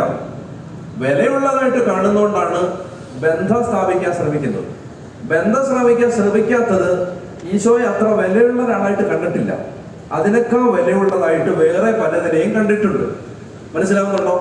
സർവശക്തനെ അമൂല്യമായ സ്വർണത്തെക്കാളും വെള്ളിയെക്കാളും വിലയുള്ളതായിട്ട് കാണാൻ പറ്റിയിട്ടില്ല. അതാണ് ഈ ബന്ധം ഉണ്ടാവാത്തതിന്റെ കാരണം. അവർക്ക് പറയാവോ ഹല്ലേലൂയ? അവർക്ക് പറയാവോ ഹല്ലേലൂയ? അതായത് ദൈവത്തെ ഒരു വിലപിടിപ്പുള്ള, ഞാനൊരു വചനം വായിക്കാം, കേട്ടാ മതി, അല്ലെ? എടുത്തോ. ജോബ് 22:24. ജോബ് 22:24 മുതൽ സ്വർണത്തെ പൊടിയിലും ഓഫീർ പൊന്നിനെ നദീതടത്തിലെ കല്ലുകൾക്കിടയിലും എറിയാമെങ്കിൽ, സ്വർണത്തെ പൊടിയിലും ഓഫീർ പൊന്നിനെ നദീതടത്തിലെ കല്ലുകൾക്ക് ഇടയിലും എറിയാമെങ്കിൽ, സർവശക്തൻ നിനക്ക് സ്വർണവും വിലപിടിച്ച വെള്ളിയും ആകുമെങ്കിൽ. പിടിയിട്ടുണ്ടോ? സർവശക്തൻ നിനക്ക് എന്താണ്? തങ്കത്തെക്കാളും പൊന്നിനെക്കാളും വെള്ളിയെക്കാളും വിലപിടിച്ചുള്ള ആകുമെങ്കിൽ. ഇതാണ് അടിസ്ഥാനം. ഞാൻ മനസ്സിലാക്കുന്നിടത്തോളം അടിസ്ഥാന പ്രശ്നം ദൈവത്തെ എല്ലാത്തിനും മുകളിൽ വിലയുള്ള ഒരാളായിട്ട് കാണാൻ ഹൃദയം സമ്മതിച്ചിട്ടില്ല. ദൈവം വേണം എപ്പോഴാണ്? അത്യാവശ്യം കാര്യങ്ങൾ പ്രയാസമൊക്കെ ഉള്ളപ്പോൾ ദൈവം വേണം. നമുക്ക് അതിനപ്പുറത്ത് നമ്പർ 1 ആക്കിയിട്ടില്ല. ജീവിതത്തിലെ ഏറ്റവും പ്രധാനപ്പെട്ടത് ദൈവമാണ് എന്ന് ഹൃദയം സമ്മതിച്ചിട്ടില്ല. അപ്പൊ അതാണ് പറയുന്നത്, സ്വർണത്തെ പൊടിയിലും, വായിക്കാം, ഓഫീർ പൊന്നിനെ നദീതടത്തിലെ കല്ലുകൾക്കിടയിലും അറിയാമെങ്കിൽ, സർവശക്തൻ നിനക്ക് സ്വർണവും വിലപിടിച്ച വെള്ളിയും ആകുമെങ്കിൽ, നീ സർവശക്തനിൽ ആനന്ദിക്കുകയും ദൈവത്തിന്റെ നേരെ മുഖം ഉയർത്തുകയും ചെയ്യും. നീ അവിടത്തോട് പ്രാർത്ഥിക്കുകയും അവിടുന്ന് നിന്നെ ശ്രവിക്കുകയും ചെയ്യും. നിന്റെ നേർച്ച നീ നിറവേറ്റും. നീ തീരുമാനിക്കുന്ന കാര്യം സാധിച്ചു കിട്ടും. നിന്റെ പാതകൾ പ്രകാശിതമാകും. പറഞ്ഞ ഹല്ലേലൂയ. മനസ്സിലാവുന്നോ? അപ്പോ പരിശുദ്ധാത്മ അഭിഷേകത്തിന്റെ നമ്പർ 1 ബ്ലോക്ക് എന്ന് പറയുന്നത് യേശുവിനെ വിശ്വസിക്കുന്നില്ല. വിശ്വസിക്കുക എന്ന് പറഞ്ഞാൽ ട്രസ്റ്റ് ചെയ്യുന്നില്ല. കർത്താവ് എന്നെ നോക്കിക്കൊള്ളും. കർത്താവിന് സങ്കീർത്തനം 115:12 കർത്താവിന് നിന്നെ കുറിച്ച് വിചാരമുണ്ട്, അവിടുന്ന് നിന്നെ അനുഗ്രഹിച്ചോളും, നിന്റെ ദൈവം നിന്നെ നോക്കിക്കൊള്ളും. ഇതാണ് ട്രസ്റ്റ്. ഈശോയിലുള്ള അഗാധമായ ട്രസ്റ്റാണ് പരിശുദ്ധാത്മാഭിഷേകത്തിന്റെ ആദ്യത്തെ ക്വാളിഫിക്കേഷൻ. യേശുവിനെ നിങ്ങൾ ശ്രദ്ധിച്ചോ, എവിടെല്ലാം ആരെല്ലാം പരിശുദ്ധാത്മാവിൽ നിറയുന്നോ അവർ ജീവിതത്തിലെ മറ്റ് അനേകം കാര്യങ്ങൾക്ക് മുകളിൽ യേശുവിനെ പ്രതിഷ്ഠിച്ചവരായിരിക്കും, യേശുവിന് വാല്യൂ കൊടുക്കുന്നവരായിരിക്കും, യേശുവിന് വേണ്ടി ത്യാഗങ്ങൾ ഏറ്റെടുക്കാൻ മനസ്സുണ്ട്, യേശുവിന് വേണ്ടി പലതും ഉപേക്ഷിക്കാൻ തയ്യാറായി, യേശുവിന് വേണ്ടി പല കാര്യങ്ങളെ മുകളിൽ കർത്താവിനെ വെക്കുന്ന ആളുകളായിരിക്കും. അവർക്ക് പരിശുദ്ധാത്മാവിനെ വർഷിക്കും. അതാണ് ഈശോയെ വിലമതിക്കാത്ത ഒരാൾക്ക് പരിശുദ്ധാത്മാവിനെ കിട്ടില്ല. പറഞ്ഞേ ഹല്ലേലൂയ. തിരിച്ചുകൊണ്ട് പരിശുദ്ധാത്മാവിനെ കിട്ടുന്നവർക്ക് യേശുവിനെ താഴ്ത്തിക്കെട്ടാനും പറ്റില്ല. അവർ യേശുവിനെ ആര് താഴ്ത്തിക്കെട്ടിയാലും അപ്പൊ അവർക്ക് വിഷമവും പ്രയാസവും വേദനയും രോഷവും ഉണ്ടാവും. എവിടെ യേശു അനാദരിക്കപ്പെടുന്നോ, എവിടെ യേശുവിന്റെ കുരിശിന്റെ സ്ഥാനം താണുപോകുന്നോ, എവിടെ യേശുവിന്റെ കുരിശിലെ വലിയ ആളുകൾ വിലയില്ലാത്തതായിട്ട് കാണുന്നോ, അതിന് മുകളിൽ എന്തിനെ കൊണ്ടുവെക്കുന്നോ അപ്പൊ അവരുടെ രക്തം തിളയ്ക്കും. യേശുവിനോടുള്ള സ്നേഹമാണത്. മനസ്സിലായോ? അതായത് നിങ്ങളുടെ ഏറ്റവും പ്രിയപ്പെട്ട ഒരാളെ വിലയില്ലാത്ത ഒരാളായിട്ടിരിക്കുന്ന കാണുമ്പോ നിങ്ങൾ അയാളെ സ്നേഹിക്കുന്നുണ്ടെങ്കിൽ നിങ്ങൾക്ക് വിഷമം ഉണ്ടാവും. പറഞ്ഞേ ഹല്ലേലൂയ, പറഞ്ഞേ ഹല്ലേലൂയ. അപ്പൊ അതുകൊണ്ട് യേശുവിനോടുള്ള സ്നേഹം, സർവശക്തൻ നിന്റെ ആനന്ദമായി, സർവശക്തൻ നിന്റെ സ്വർണവും വെള്ളിയുമായിട്ട് മാറണം. അതാണ് യോഹന്നാൻ 7:31 വായിക്കാം. യോഹന്നാൻ 7:37 മുതൽ വായിക്കാവോ? തിരുനാളിന്റെ അവസാനത്തെ മഹാദിനത്തിൽ യേശു എഴുന്നേറ്റ് നിന്ന് ശബ്ദമുയർത്തി പറഞ്ഞു, ആർക്കെങ്കിലും ദാഹിക്കുന്നെങ്കിൽ അവൻ എന്റെ അടുക്കൽ വന്ന് കുടിക്കട്ടെ. അപ്പൊ ആർക്കെങ്കിലും ദാഹിക്കുന്ന, അപ്പോ വിശുദ്ധലിഖിതം പ്രസ്താവിക്കുന്നത് പോലെ എന്നിൽ വിശ്വസിക്കുന്നവന്റെ ഹൃദയത്തിൽ അല്ല, എന്നിൽ വിശ്വസിക്കുന്നവന്റെ ഹൃദയത്തിൽ വിശ്വസിക്കണം. ഒന്നാമത്തെ കാര്യം അതാണ് യേശുവിനുള്ള വിശ്വാസം. നിങ്ങൾ യേശുവിൽ വിശ്വസിക്കുന്നോ? വിശ്വസിക്കുക എന്ന് പറഞ്ഞാൽ എന്താണ്? ട്രസ്റ്റ് ചെയ്യുക. ഈശോയെ, ഞാൻ അങ്ങിൽ ശരണപ്പെടുന്നു. Jesus, I trust in you. ഞാൻ നിന്നെ ശരണപ്പെടും, നീയാണ് എനിക്ക് വലുത്, വേറെ ഒന്നുമല്ല എന്ന് ചിന്തിക്കുന്ന ട്രസ്റ്റാണ് വിശ്വാസം. അപ്പൊ പറയാണ് യേശുവിലുള്ള വിശ്വാസം. രണ്ടാമത്തേത് ആ വാക്യത്തിൽ തന്നെയുണ്ട്, ആർക്കെങ്കിലും ദാഹിക്കുന്നു. രണ്ടാമത്തേത് പരിശുദ്ധാത്മാവിനെ സ്വീകരിക്കാനുള്ള ദാഹം. ഇപ്പൊ ഞാൻ ഇവിടെ നിൽക്കുമ്പോൾ നിങ്ങൾക്ക് ചൂടുണ്ട്. ഇപ്പൊ ഇന്നലത്തെ അത്ര ചൂടില്ലെന്ന് തോന്നല്ലേ? ഇന്നലെ കുറെ ഒത്തിരി പേര് വീശുന്നുണ്ട്, ഇന്നിപ്പോ അധികം പേര് വീശുന്നില്ല. പക്ഷെ ഇവിടെ ഭയങ്കര ചൂടാ ഇവിടെ. അപ്പോ ഈ ലൈറ്റ് വല്ലതും അതിന്റെ ഇവിടെ ഭയങ്കര ചൂടാ, ഭയങ്കര ചൂടാ. ശരിക്കും അകത്ത് ദോശക്കല്ല് ഇരിക്കുന്ന പോലെ അകത്തൊരു രാസപ്രക്രിയ നടത്തിക്കൊണ്ടിരിക്കുകയാണ്. അപ്പോ എനിക്ക് ഈ വെള്ളം കുടിക്കുന്നതിന്റെ ഭയങ്കരമായിട്ട് എന്നെ ആശ്വസിപ്പിക്കുന്ന ഒന്ന്, തൊണ്ടയുടെ പ്രശ്നം മാറും. രണ്ട്, എനിക്ക് വലിയൊരു ആശ്വാസമായി വെള്ളം കുടിക്കുന്നത്. വെള്ളം ഭയങ്കരമായിട്ട് വെള്ളത്തിന് വേണ്ടി ഒരു ദാഹമുണ്ട് എൻ്റെ ഉള്ളിൽ. നിങ്ങൾക്കുണ്ടായിരിക്കും. ഞാൻ കുടിക്കുന്ന കാണുമ്പോൾ അമ്മച്ചിക്ക് ഇത്തിരി വെള്ളം കിട്ടിയാൽ കൊള്ളാന്ന് തോന്നുന്നുണ്ട്, അമ്മച്ചി നോക്കുന്നുണ്ട്. അത് ദാഹമുള്ളതുകൊണ്ടാ. എന്തുള്ളതുകൊണ്ടാ? എന്റെ ചോദ്യം, ഈ ദാഹം ഇഞ്ചക്ഷൻ എടുത്ത് ഉണ്ടാക്കാൻ പറ്റുമോ? ഉണ്ടായിരിക്കും. ചിലപ്പോൾ ദാഹം ഉണ്ടാവാനുള്ള ഇഞ്ചക്ഷൻ അറിഞ്ഞൂടാ, നമ്മൾ പരിചയത്തിലില്ല. അതായത് അല്ലെങ്കിൽ ഒരാളോട് നിന്നിട്ട് വഴക്ക് പറയാണ്, ദാഹിക്കും, നീ കൊണ്ട് ദാഹിച്ചേ, ദാഹിക്കുന്നത് ചാക്കോച്ചൻ ദാഹിക്കും, അന്നമ്മ ദാഹിച്ചേ പറയാന്നേ ഉള്ളൂ. അന്നമ്മയ്ക്ക് ദാഹം ഉണ്ടാവണമെങ്കിൽ അന്നമ്മയുടെ അകത്ത് ചില കാര്യങ്ങൾ നടക്കണം. ദാഹം വെളിയിൽ നിന്ന് ജനറേറ്റ് ചെയ്യാൻ പറ്റില്ല. എപ്പോഴും ശ്രദ്ധിച്ചോണം, ഈ ദാഹം എപ്പോഴുണ്ടാകുന്നതെന്നറിയാമോ? ഒരു പ്രധാനപ്പെട്ട കാര്യമുണ്ട്. ഈശോ അപ്പസ്തോല പ്രവർത്തനം 1-ാം അധ്യായത്തിൽ പരിശുദ്ധാത്മാവിനെ വാഗ്ദാനം ചെയ്യുന്ന ഭാഗത്ത് വളരെ പ്രധാനപ്പെട്ട ഒരു കാര്യം വചനത്തിൽ കിടപ്പുണ്ട്. ഈശോ പറയുകയാണ്, ഞാൻ പിതാവിന്റെ അടുത്തേക്ക് പോവുകയാണ്. അപ്പസ്തോല പ്രവർത്തനം 1-ാം അധ്യായം 4-ാമത്തെ വാക്യം വായിക്കാം. അപ്പസ്തോല പ്രവർത്തനം 1:4 വായിക്കാം. അവൻ അവരോട് പറഞ്ഞു, എന്താ? അവരോടൊപ്പം ഭക്ഷണത്തിൽ ഇരിക്കുമ്പോൾ കൽപ്പിച്ചു, നിങ്ങൾ ജെറുസലേം വിട്ട് പോകരുത്. എന്നിൽ നിന്ന് നിങ്ങൾ കേട്ട പിതാവിന്റെ വാഗ്ദാനം കാത്തിരിക്കണം. എന്തെന്നാൽ യോഹന്നാൻ വെള്ളം കൊണ്ട് സ്നാനം നൽകി, നിങ്ങളാകട്ടെ ഏറെ താമസിക്കാതെ പരിശുദ്ധാത്മാവിനാൽ സ്നാനമേൽക്കും. നന്നായിട്ട് ശ്രദ്ധിക്കുക, എല്ലാവരും എല്ലാ ഭാഗത്തുള്ളവരും ശ്രദ്ധിക്കുക. ഈ രംഗം നിങ്ങളുടെ ഭാവനയിൽ കണ്ടാലേ പറയാൻ പോകുന്ന കാര്യങ്ങളുടെ ഗ്രാവിറ്റി, ഗൗരവം മനസ്സിലാക്കുള്ളൂ. ഈശോ മിശിഹ സ്വർഗാരോഹണം ചെയ്യാൻ തുടങ്ങുകയാണ്. ഇനി ഈശോയെ കാണത്തില്ല ശാരീരികമായി. ഇനി അവിടുന്ന് സന്നിഹിതനല്ല, പരിശുദ്ധ കുർബാനയിലല്ലാതെ, സഭയിലല്ലാതെ. വിസിബിൾ ആയിട്ട് ഈ ശരീരത്തെ ഇനി കാണാൻ പറ്റും. പോവാണ്. അപ്പോ പോകുന്നതിന് തൊട്ട് മുമ്പ് പറയുകയാണ്, നിങ്ങൾ പരിശുദ്ധാത്മാവിനെ, എന്നിൽ നിന്ന് നിങ്ങൾ കേട്ട പിതാവിന്റെ വാഗ്ദാനം കാത്തിരിക്കണം. ശ്രദ്ധിക്കണേ, കാത്തിരിക്കണം. ഇത് പറഞ്ഞിട്ട് എന്ത് ചെയ്തു?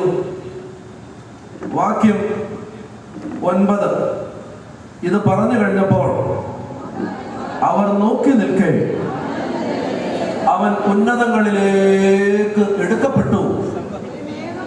ഒരു മേഘം വന്ന് അവനെ ആവരണം ചെയ്തു. എന്നെ ശ്രദ്ധിക്കുക, നന്നായിട്ട് ശ്രദ്ധിക്കുക. നിങ്ങളുടെ മനസ്സിൽ ഞാൻ പറയുന്ന കാര്യങ്ങൾ നിങ്ങൾ വിഷ്വലൈസ് ചെയ്യുക, കാണാൻ ശ്രമിക്കുക. ഭൂമിയിൽ ലോകത്ത് ഇന്ന് വരെ ഒരു മനുഷ്യന് കണ്ടിട്ടില്ലാത്ത അഭൗമികമായ, വാക്കുകൾക്ക് വിവരിക്കാനാവാത്ത സ്വർഗീയമായ, അവിശ്വസനീയമായ ഒരു കാര്യം കണ്ടുകൊണ്ടിരിക്കുകയാണ്. ഇതവൻ പറഞ്ഞുകൊണ്ടിരിക്കുമ്പോൾ അവൻ സ്വർഗത്തിലേക്ക് എടുക്കപ്പെടുകയാണ്. തോന്നലല്ല, ഇത് ഇന്ദ്രിയ ഗോചരമായ ശരീരം കൊണ്ട്, ഈ നഗ്ന നേത്രങ്ങൾ കൊണ്ട് കാണുകയാണ്. അവരുടെ ഇന്ദ്രിയങ്ങൾ കൊണ്ട് അവർ കാണുകയും കേൾക്കുകയും ചെയ്യും. ഈ മഹാസംഭവം നിങ്ങൾ ശ്രദ്ധിക്കണം. ലോക ചരിത്രത്തിൽ ഇന്ന് വരെ ഒരു മനുഷ്യനും കണ്ടിട്ടില്ലാത്ത ഭൂമിയിലെ ഏറ്റവും പ്രധാനപ്പെട്ട സംഭവങ്ങളിലൊന്ന്. ഈ 11 പേർ അതിന് ദൃക്സാക്ഷികളായി മാറുകയാണ്. അപ്പോൾ ഒരു മേഘം വന്ന് അവനെ ആവരണം ചെയ്തു. The most spectacular vision, the most spectacular vision that they can ever have in their life. ജീവിതത്തിൽ ഒരിക്കൽ മാത്രം, അല്ലെങ്കിൽ യുഗസംഗമങ്ങളിൽ മാത്രം സംഭവിക്കുന്ന ഒരു അത്ഭുത പ്രതിഭാസം അവർ കാണുന്നു. എന്റെ ചോദ്യം, ഇവിടെ ഇപ്പൊ ഞാൻ പ്രസംഗിച്ചുകൊണ്ടിരിക്കുമ്പോ വീൽ ചെയറിൽ ഒരാളെ കൊണ്ടുവന്നിരുത്തിയിട്ടുണ്ടെന്ന് വിചാരിക്കാം. പ്രസംഗിച്ചുകൊണ്ടിരിക്കുന്ന ഇടയിൽ അയാൾ തളർന്നു കിടന്ന ആളെ എഴുന്നേറ്റ് ജമ്പ് ചെയ്ത് സ്റ്റേജിൽ കയറി ദൈവത്തെ സ്തുതിച്ച്, ഇവിടെ അങ്ങനെ ഒരു അത്ഭുതം. അല്ലെങ്കിൽ മരിച്ചു കിടന്ന ഒരാൾ ശവപ്പെട്ടിയിൽ കൊണ്ടുവന്ന് ഇരുത്തി കടന്നിരിക്കുകയാണ് അയാൾ ചെയ്ത്, മരിച്ച ഒരാൾ എഴുന്നേറ്റു. ഇതൊരു സ്പെക്ടാക്കുലർ ഈവന്റ് ആണ്. അതായത് ഇത് കണ്ണം ചിപ്പിക്കുന്ന അവിശ്വസനീയമായ ഒരു വലിയ സംഭവം നടന്നിരിക്കുകയാണ്. എന്റെ ചോദ്യം, ഞാൻ ഇത് പറഞ്ഞിട്ട്, ശ്രദ്ധിക്കുക, ഞാനിത് പറഞ്ഞിട്ട്, അല്ല ഈ സംഭവം നിങ്ങൾ കണ്ടിട്ട് ഞാൻ അതിനെക്കുറിച്ചൊക്കെ നിങ്ങളോട് പറഞ്ഞിട്ട് ഞാൻ നിങ്ങളോട് പറയുകയാണ്, പ്രിയ സഹോദരി സഹോദരന്മാരെ, ഞാൻ നിങ്ങളോട് പറയുന്നു, ഞാൻ നിങ്ങളോട് പറഞ്ഞിട്ടില്ലേ പരിശുദ്ധാത്മാവിനെ കുറിച്ച്? ആ പരിശുദ്ധാത്മാവ് നിങ്ങളുടെ മേൽ വരാൻ പോവാണ്. നിങ്ങൾ പോയി 10 ദിവസത്തേക്ക് കഥകടച്ചിരുന്ന് കാത്തിരിക്കണം, നഗരം വിട്ടു പോകരുത്. ജീവിതത്തിൽ ഇനി ഒരിക്കലും കാണാൻ പറ്റാത്തത്, അപൂർവങ്ങളിൽ അപൂർവവുമായ ഒരു കാഴ്ച കണ്ടിട്ട് അവർ അവിടെ നിന്ന് തിരിച്ചു പോയിട്ട് അവരെന്താ ചെയ്തെന്നുള്ളത് എന്നെ വല്ലാതെ അത്ഭുതപ്പെടുത്തി. അവർ സ്വർഗാരോഹണത്തെ കുറിച്ചോ മേഘങ്ങളിലേക്ക് അവൻ സംവഹിക്കപ്പെടുന്നതിനെ കുറിച്ചോ മാലാഖമാരും മേഘവും വന്നവനെ മറച്ചതിനെ കുറിച്ചോ അവൻ പോകുന്നത് പോലെ തിരികെ വരുമെന്ന് വാഗ്ദാനം ചെയ്തതിനെ കുറിച്ചോ ഒന്നും മൂന്നാമതൊരാളോട്, രണ്ടാമതൊരാളോട്, അല്ലെ 12ാമതൊരാളോട് ഉരിയാടാതെ അവർക്ക് എങ്ങനെ ഇരിക്കാൻ പറ്റും? അതാണ് എന്നെ അത്ഭുതപ്പെടുത്തുന്നത്. അതായത് ഇതുപോലൊരു കാഴ്ച കണ്ടിട്ട് അതിനെക്കുറിച്ചൊന്നും പറയാതെ, നമ്മളാണെങ്കിൽ ഈ ചന്ത മുഴുവൻ, നാട് മുഴുവൻ ഈ നടന്ന മരിച്ചവൻ എഴുന്നേറ്റു അത് പോയി പറഞ്ഞേനെ. അത് പറയുന്നതിന് പകരം അവരെന്ത് ചെയ്തു? അവർ നേരെ 12ാമത്തെ വാക്യം, അവർ ഒലിവുമലയിൽ നിന്ന് ജെറുസലേമിലേക്ക് മടങ്ങിപ്പോയി. ഇത് തമ്മിൽ ഒരു സാബത്ത് ദിവസത്തെ യാത്രാ ദൂരമാണ് ഉള്ളത്. അവർ പട്ടണത്തിലെത്തി മീനും ഇറച്ചിയും വാങ്ങാൻ പോയില്ല. പട്ടണത്തിലെത്തി പറ്റി തീർക്കാൻ പോയില്ല. പട്ടണത്തിലെത്തി നടന്ന കാര്യം പങ്കുവെക്കാൻ പോയില്ല. എന്ത് ചെയ്തു? പട്ടണത്തിലെത്തി തങ്ങൾ താമസിച്ചിരുന്ന വീടിന്റെ മുകളിലത്തെ നിലയിലുള്ള മുറിയിൽ ചെന്നു. എന്താ താഴത്തെ നിലയിൽ ഇരിക്കാൻ? രണ്ട് കാരണമുണ്ട്. ഒന്ന് ഈശോ കൺമുമ്പിൽ നിന്ന് എടുക്കപ്പെട്ടു. ശാരീരികമായി ഇനി അവനെ കാണാൻ പറ്റില്ല. എന്നാൽ ഈ മുകളിലത്തെ മുറിയിൽ അവന്റെ ചോരയുടെയും കണ്ണീരിന്റെയും ഗന്ധമുണ്ട്. സെഗിയോൻ മാളികയാണ് മർക്കോസിന്റെ അമ്മയായ മറിയത്തിന്റെ വീട്. അവിടെയാണ് പീഡാനുഭവത്തിന്റെ തലേ രാത്രിയിൽ യേശു തന്റെ ശരീരരക്തങ്ങൾ ശിഷ്യന്മാർക്ക് ഭാഗിച്ചു കൊടുത്തത്. ആദ്യത്തെ കുർബാന അർപ്പിക്കപ്പെട്ട സ്ഥലം. എവിടേക്ക് തിരിഞ്ഞാലും ഓരോ ജനാലപ്പടിയുടെ അടുത്ത് ചെന്ന് നിൽക്കുമ്പോഴും അവിടെ യേശുവിന്റെ ഗന്ധമുണ്ട്, യേശുവിന്റെ സാന്നിധ്യമുണ്ട്. അതുകൊണ്ട് യേശു പറഞ്ഞ ഏറ്റവും വിലപ്പെട്ട ഒരു ദാനത്തിന് വേണ്ടി കാത്തിരിക്കാൻ അവർ യേശുവിന്റെ ഓർമ്മകൾ നഷ്ടപ്പെടാത്ത ഒരു സ്ഥലം തെരഞ്ഞെടുത്ത് അവിടെ ഇരുന്നു. ഒന്നാമത്തേത് ഡിസ്ട്രാക്റ്റഡ് ആവാൻ. രണ്ടാമത്തേത് താഴത്തെ നിലയിലാണ് ജീവിത വ്യവഹാരങ്ങൾ നടക്കുന്നത്. ചോറ് വെക്കുന്നതും കറി വെക്കുന്നതും അപ്പം ചുടുന്നതും പാത്രം കഴുകുന്നതും വഴിയാത്രക്കാർ വന്ന് വഴി ചോദിക്കുന്നതും വെള്ളം കുടിക്കാൻ കയറുന്നതും എല്ലാം ഈ താഴത്തെ നിലയിലാണ്. വ്യവഹാരങ്ങളുടെ ഇടമാണ് ഈ താഴത്തെ നില. അവിടെ നിന്നാൽ ഡിസ്ട്രാക്റ്റഡ് ആകുമെന്നോർത്ത് അവര് മുകളിലത്തെ നിലയിലോട്ട് പോയി കഥ കടച്ചു. കേൾക്കുന്നുണ്ടോ നിങ്ങൾ? ഞാൻ പറഞ്ഞു വരുന്നത് നിങ്ങൾ വളരെ ശ്രദ്ധിച്ചിരിക്കുക. ഇത്രയും വലിയൊരു മഹാത്ഭുതം യേശു സ്വർഗത്തിലേക്ക് എടുക്കപ്പെടുന്നത് കൺമുമ്പിൽ കറതീർന്ന് കണ്ടിട്ട് എന്തേ ഇവര് അതിനെക്കുറിച്ചൊന്നും ആരോടും ചർച്ച ചെയ്യാൻ ഒരുപ്പെടാതെ അവർ നേരെ പോയി 10 ദിവസം കഥ കടച്ചിരുന്ന് പരിശുദ്ധാത്മാവിന് വേണ്ടി പ്രാർത്ഥിച്ചുകൊണ്ടിരുന്നത് എന്തുകൊണ്ടാണെന്നറിയാമോ? അതിന്റെ ഉത്തരം ഇവിടെ കൊടുത്തിട്ടുണ്ട്. എന്നിൽ നിന്ന് നിങ്ങൾ കേട്ട പിതാവിന്റെ വാഗ്ദാനം കാത്തിരിക്കണം. അതായത് ഈശോ പരസ്യ ജീവിതത്തിന്റെ വിവിധ ഘട്ടങ്ങളിൽ അനേക സന്ദർഭങ്ങളിൽ ശിഷ്യന്മാരോട് പരിശുദ്ധാത്മാവിന്റെ വിലയെന്താണെന്ന് പറഞ്ഞ് മനസ്സിലാക്കിയിട്ടുണ്ടായിരുന്നു. യേശുവിന്റെ വാക്കുകളിലൂടെ അവർ മനസ്സിലാക്കിയ പരിശുദ്ധാത്മാവിന്റെ വില യേശു സ്വർഗാരോഹണം ചെയ്യുന്ന കാഴ്ചയെക്കാളും വലുതാണെന്ന് മനസ്സിലായപ്പോൾ അവർ പരിശുദ്ധാത്മാവിന് വേണ്ടി മനസ്സിലായോ? ഇതാണ് ദാഹം. ദാഹം എന്ന് പറഞ്ഞാൽ അത് കിട്ടാതെ സമാധാനമില്ല. അതാണ് ദാഹം. അതെന്നിൽ നടക്കാതെ സമാധാനം. ഇതാണ് ദാഹം. ജീവിതത്തിലെ വേറെ എത്ര കണ്ണഞ്ചിപ്പിക്കുന്ന അത്ഭുത പ്രതിഭാസവും അതിനേക്കാളും വലുതല്ല. അതാണ് ദാഹം. പറഞ്ഞേ ഹല്ലേലൂയാ. പറഞ്ഞേ ഹല്ലേലൂയാ. അപ്പൊ അവിടെ പറയുകയാണ്, ഈശോ പറയുകയാണ് യോഹന്നാൻ 7:37 ആർക്കെങ്കിലും ദാഹിക്കുന്നെങ്കിൽ അവൻ എന്റെ അടുക്കൽ വന്ന് കുടിക്കട്ടെ. എന്നിൽ വിശ്വസിക്കുന്നവന്റെ ഹൃദയത്തിൽ നിന്ന് വിശുദ്ധലേക്ക് നമ്മൾ സ്ഥാപിക്കുന്നത് പോലെ ജീവജലത്തിന്റെ. അപ്പോ ഒന്നാമത്തെ കാര്യം യേശുവിനോടുള്ള വിശ്വാസം, യേശുവിനോടുള്ള ട്രസ്റ്റ്, യേശുവിനോടുള്ള വ്യക്തിപരമായ ബന്ധം. രണ്ടാമത്തേത് ദാഹം. ദാഹം ഉണ്ടാവുന്നത് പരിശുദ്ധാത്മാവിനെ കുറിച്ച് അറിയുമ്പോഴാണ്. നിങ്ങൾക്ക് ദാഹം ഇല്ലെങ്കിൽ ഞാനൊരു വഴി പറഞ്ഞുതരാം. പരിശുദ്ധാത്മാവിനെ കുറിച്ച് ബൈബിളിൽ പറഞ്ഞിട്ടുള്ള വാക്യങ്ങളെല്ലാം നിങ്ങൾ എടുത്ത് വായിക്കുകയും ധ്യാനിക്കുകയും ചെയ്താൽ നിങ്ങൾക്ക് ദാഹം ഉണ്ടാവും. അയ്യോ ഞങ്ങൾക്ക് അത് അറിഞ്ഞുകൂടാന്നുണ്ടെങ്കിൽ കഴിഞ്ഞ 5-6 കൊല്ലമായിട്ട് പെന്തക്കോസ്തായുടെ 10 ദിവസങ്ങളിലും ഞാൻ പെന്തക്കോസ്തായിക്ക് ഒരുക്കുന്നുണ്ട് ആളുകളെ. അത് മുഴുവൻ യൂട്യൂബിൽ കിടപ്പുണ്ട്. പരിശുദ്ധാത്മാവിനെ കുറിച്ച് ഈ ബൈബിളിൽ എവിടെല്ലാം എന്തെല്ലാം പറഞ്ഞിട്ടുണ്ടോ അത് മുഴുവൻ തലങ്ങും വിലങ്ങും എടുത്ത് പറഞ്ഞിട്ടുണ്ട്. അപ്പോ അത് കേൾക്കുക. നിങ്ങൾക്ക് കണ്ടുപിടിക്കാൻ ബുദ്ധിമുട്ടാണെങ്കിൽ, അല്ലെങ്കിൽ വേറെ ആരെങ്കിലും ഒക്കെ അങ്ങനെ പറഞ്ഞിട്ടുണ്ടോ അത് കേൾക്കുക. അങ്ങനെ ആത്മാവിനെ കുറിച്ച് കേൾക്കുക, വായിക്കുക, പഠിക്കുക, സംസാരിക്കുക. അപ്പോഴാണ് ഈ ദാഹം ഉണ്ടാവുന്നത്. പറഞ്ഞേ ഹല്ലേലൂയാ. പറഞ്ഞേ ഹല്ലേലൂയാ. മനസ്സിലായോ? അതായത് തീ കത്തണമെങ്കിൽ തീയോട് ചേർന്നിരിക്കണം. ഇന്നത്തെ കാലത്ത് നമ്മൾ ശ്രദ്ധിക്കേണ്ട വലിയൊരു വിഷയം, തീ കെടുത്തുന്നവരാണ് കൂടുതൽ. തീ തല്ലിക്കെടുത്തുന്നവരാണ്. ആരെങ്കിലും ഒരു ആത്മീയ ഉണർവിലേക്ക് വന്നാൽ അവരെ പരിഹസിച്ചും കളിയാക്കിയും പറ്റിച്ചും.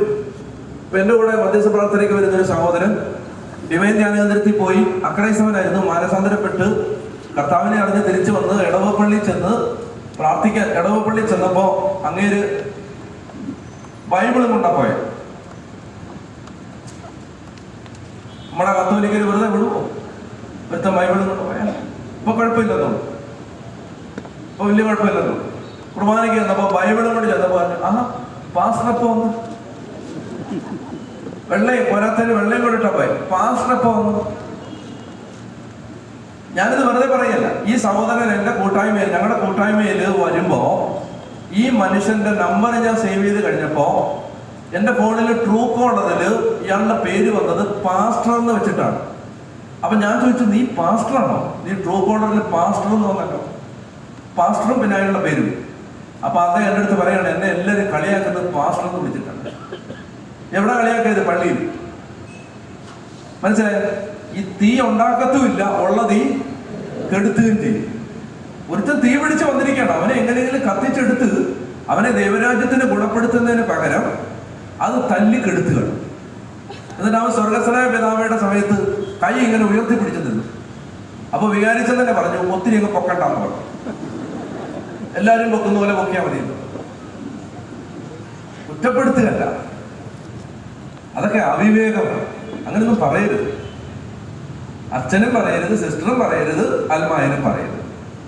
തീ കെടുത്തരുത്. ഒരു പാവപ്പെട്ടവൻ തീ പിടിച്ച് വന്നിരിക്കുകയാണ്. അവനെ കത്തിച്ചെടുക്കണം. അവനെ രൂപതയ്ക്കും സഭയ്ക്കും ഇടവയ്ക്കും പ്രയോജനപ്പെടുത്തണം. അവനെ കത്തിച്ചിട്ട് അല്ല ഉള്ളത് കെടുത്തിക്കളയും. നീ അവിടെ ഈ കൂടുതൽ പറയണ്ട, അൽമായൻ ഒത്തിരി കളിക്കണ്ട, അല്ല നീ ഒത്തിരി നിന്നെ എനിക്ക് അറിയാവുന്നതാണ്, നിന്റെ പ്രാർത്ഥനയുടെ ഓത്തറൊക്കെ അവിടെ ഇരിക്കട്ടെ. നാളെ ഒരാൾ പറയുന്നുണ്ട്, പുതിയൊരു സൈസ് കാർ ഇറങ്ങിയിട്ടുണ്ട്, പ്രാർത്ഥനാ കാർ. പരിഹാസമാണ്. പ്രാർത്ഥനാ കാർ, ഓടി കാർ, ബെൻസ് കാർ, പ്രാർത്ഥനാ കാർ. കളിയാക്കരുത്. ഒരു പ്രാർത്ഥിച്ച് പഠിച്ച് പൊക്കോട്ട്. നമ്മളോ പ്രാർത്ഥിക്കുന്നില്ല, നിങ്ങൾ പ്രാർത്ഥിക്കട്ടെ. ഇനി അത് നിങ്ങൾക്ക് ചിലപ്പോൾ കുറവുണ്ടാവും, ഉണ്ടെങ്കിൽ അത് തിരുത്തിക്കൊള്ളു. കെടുത്തരുത്. ഇതിനാരും മെച്ചമല്ല. നമുക്ക് ഒത്തിരി സങ്കടമുള്ളതുകൊണ്ടാ പറയാം. കെടുത്തരുത്, തീ കെടുത്തരുത്. പറഞ്ഞ ഹല്ലേലൂയ. അപ്പൊ തീ കത്തണമെങ്കിൽ തീയോട് അടുത്ത് നിൽക്കണം. എല്ലായിടത്തും തീ കത്തത്തില്ല. അതിനെന്ത് ചെയ്യണമെന്നറിയാമോ? തീ ഉള്ളിടത്ത് നിൽക്കണം. അതിനെ പറയുന്നത് പരിശുദ്ധാത്മാവിനെ കുറിച്ച് കേൾക്കണം, വായിക്കണം, പഠിക്കണം, അറിയണം. ആത്മാവ് നിറഞ്ഞ മനുഷ്യരോട് സംസാരിക്കണം. അവരെന്താ ചെയ്യുന്നത് ശ്രദ്ധിക്കണം. അപ്പോഴാണ് പരിശുദ്ധാത്മാവ് ഒരു ദാഹമായിട്ട് മാറുന്നത്. പറഞ്ഞ ഹല്ലേലൂയ. ഞാൻ ഓർക്കുന്നുണ്ട്, എന്റെ ചെറുപ്പത്തിൽ അന്നൊന്നും ഒന്നും അറിയത്തില്ല, ഇന്നും അറിയത്തില്ല, അന്നൊട്ടും അറിയത്തില്ല. ഞാൻ ആര്യങ്കാവിലാണ് ജനിച്ചോളുന്നത്. നിങ്ങൾക്കറിയാലോ ആര്യങ്കാവ്? അറിയാമോ? പോയിട്ടില്ലെങ്കിലൊന്ന് പോകണം, നല്ല സ്ഥലമാണ് ആര്യങ്കാവില്. കുഗ്രാമമാണ്. ഇപ്പൊ അതൊക്കെ പറഞ്ഞാൽ അവരെന്നെ ചീത്ത വിളിക്കും. ഇപ്പൊ കുഗ്രാമം എന്നൊക്കെ പറഞ്ഞാൽ ഇന്ന് കുഗ്രാമമാണ്. അപ്പൊ ആ കുഗ്രാമത്തില് പക്ഷെ ദൈവം എനിക്ക് വലിയൊരു ഔദാര്യം ചെയ്തു തന്നത്, ഞങ്ങളുടെ നാട്ടില് കുറെ ആളുകള് ഡിവൈൻ ധ്യാന കേന്ദ്രത്തിൽ പോയി ധ്യാനം കൂടി 1980-കളിൽ. അപ്പൊ അവര് പോയി തിരിച്ചു വന്നിട്ട് അതിലൊരു ചേട്ടൻ കള്ളുഷാപ്പ് നടത്തുന്ന ആളായിരുന്നു. ആ ചേട്ടൻ ധ്യാനം കൂടി തിരിച്ചു വന്ന് ഈ ചാരായ ഷാപ്പിലെ ജോലി ഉപേക്ഷിച്ചു. അന്ന് ഗവൺമെന്റിന്റെ ആനുകൂല്യമൊക്കെ ഉണ്ടായിരുന്ന ഈ പെൻഷൻ അങ്ങനെയുള്ള കാര്യമെല്ലാം കിട്ടുന്ന ജോലിയാണ് ചാരായ ഷാപ്പിലെ ജോലി. ആ ചാരായ ഷാപ്പിലെ ജോലി അയാൾ എല്ലാ ആനുകൂല്യങ്ങളും വേണ്ടാന്ന് വെച്ച് ഉപേക്ഷിച്ചു കർത്താവിന് വേണ്ടി. നമ്മൾ ചെറിയ കുട്ടിയായിരിക്കുമ്പോൾ കാണുകയാണിത്. അതായത് മനുഷ്യർ യേശുവിനെ ആരാധിച്ചിട്ട് വരുന്നു, മദ്യപാനം നിർത്തുന്നു, എന്നിട്ട് അങ്ങനെ. അപ്പൊ അങ്ങനെ തിരിച്ചു വന്നു കഴിഞ്ഞിട്ട് ഈ മനുഷ്യൻ അദ്ദേഹത്തിന് ഭയങ്കര ആഗ്രഹമാണ്. അപ്പൊ അദ്ദേഹത്തിന്റെ നാട്ടുകാരെ ഇരട്ടപ്പേരിട്ടു പ്രൈസ് ദി ലോർഡ്. അദ്ദേഹത്തിന്റെ ഇരട്ടപ്പേരാണ് പ്രൈസ് ദി ലോർഡ്. ഞാൻ ഓർക്കുന്നുണ്ട്, ഈശോയുടെ പടമുള്ളവർ പുതിയ നിയമം ബൈബിൾ ഡിവൈനിൽ നിന്ന് അടിച്ചിറക്കുമായിരുന്നു. ആ ബൈബിളൊക്കെ പഠിച്ച് ഈ മനുഷ്യൻ ഇങ്ങനെ യേശുവിനെ പ്രഘോഷിക്കാൻ നടക്കുമ്പോൾ എല്ലാവരും കളിയാക്കും പ്രൈസ് ദി ലോർഡ് എന്ന് പറഞ്ഞിട്ട്. വലിയവരാരും അങ്ങേര് പറയുന്ന സുവിശേഷമോ വചനമോ കേൾക്കാൻ നിൽക്കത്തില്ല, പരിഹസിക്കും. അപ്പൊ ഇദ്ദേഹത്തിനാണെങ്കിൽ ആത്മാവ് നിറഞ്ഞവൻ ആരോടേലും പറയണം.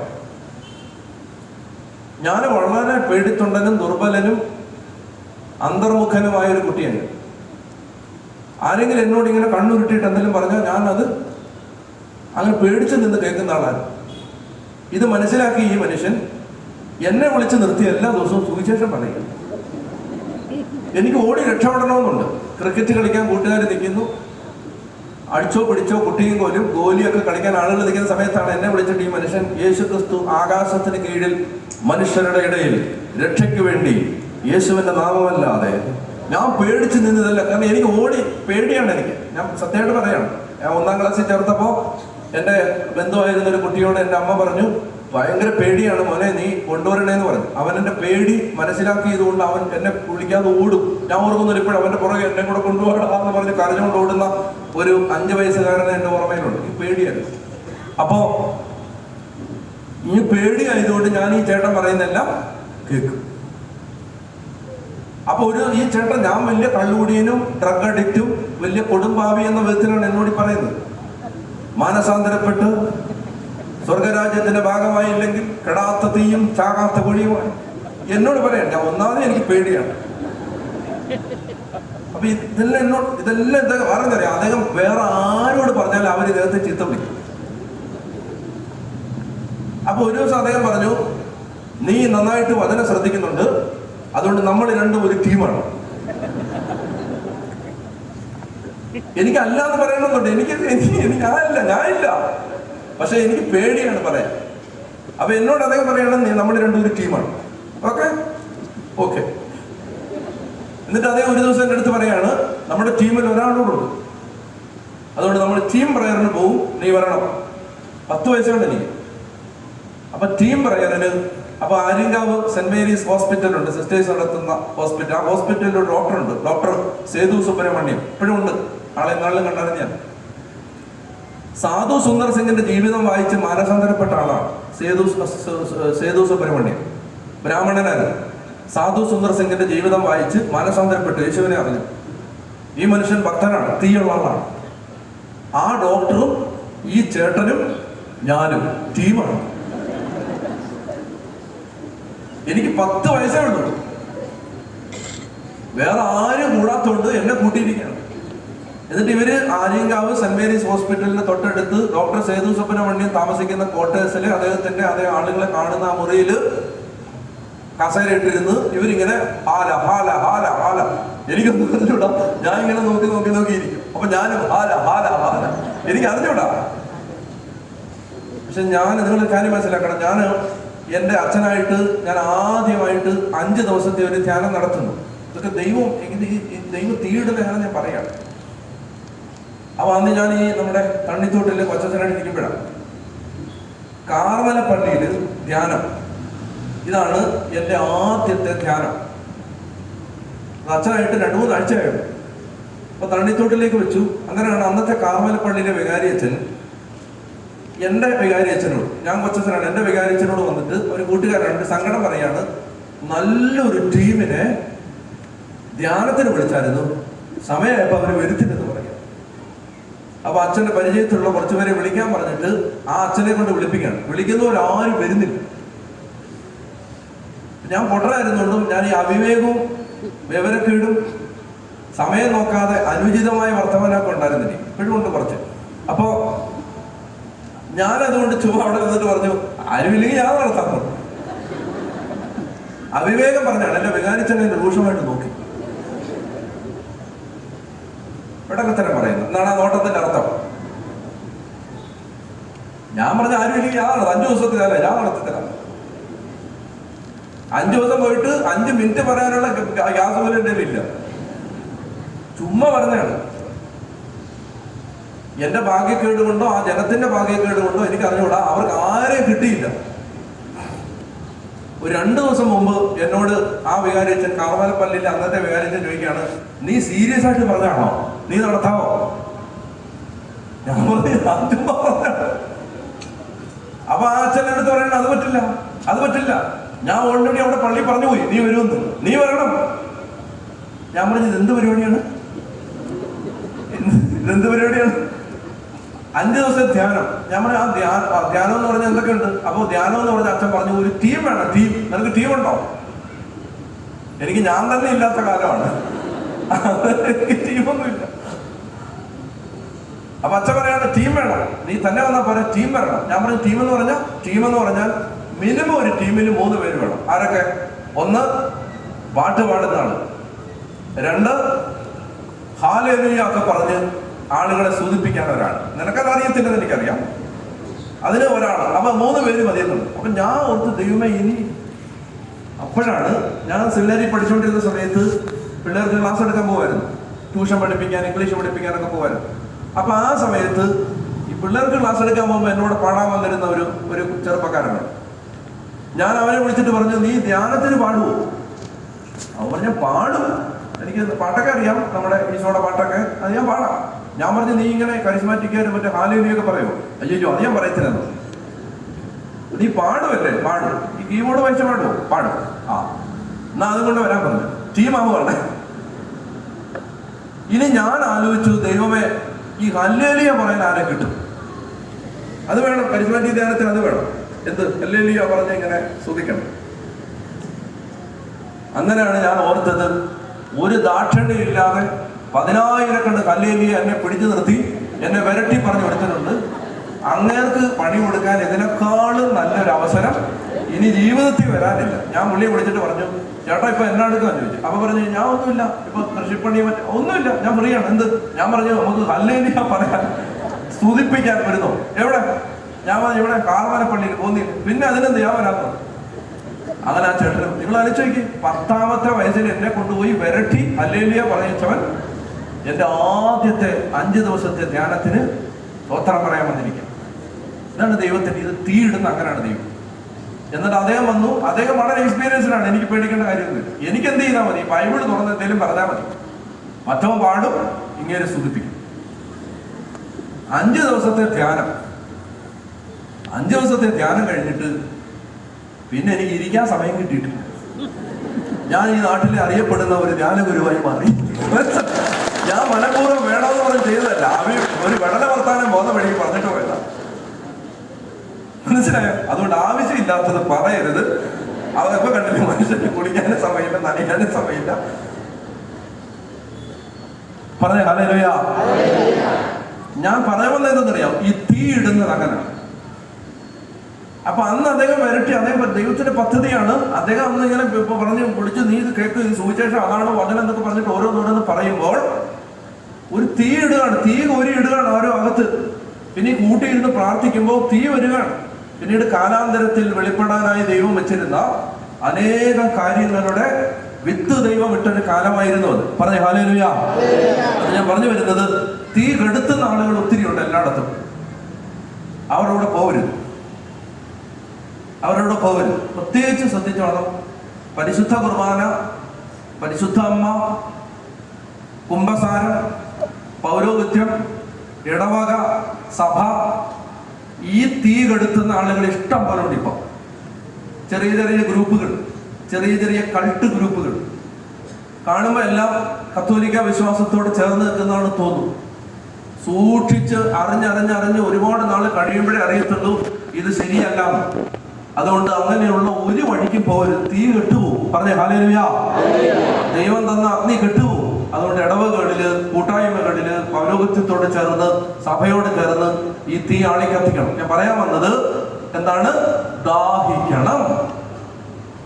മടുത്തോ? ഒന്ന് എഴുന്നേറ്റു പ്രാർത്ഥിച്ചിട്ട്.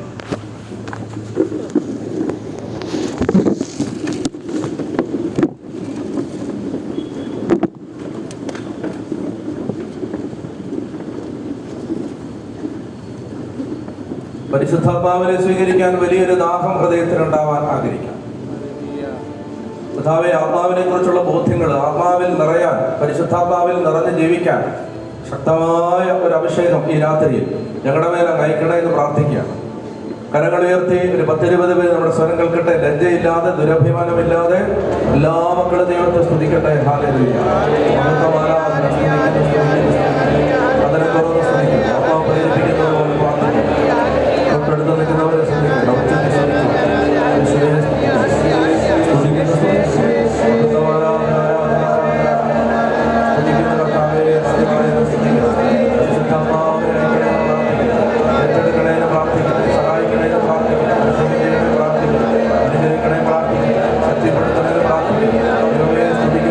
സ്തുതിക്കുന്നു.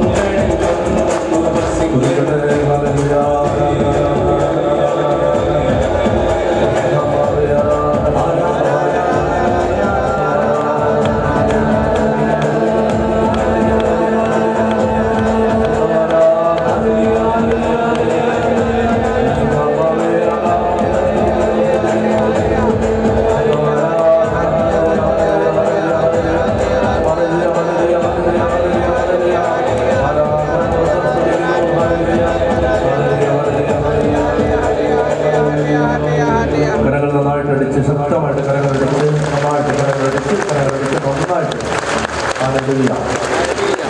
ഇരിക്കാം.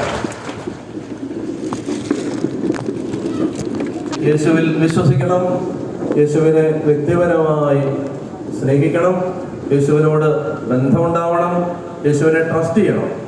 ഒന്നാമത്തേത്. രണ്ടാമത്തേത്, ദാഹിക്കണം.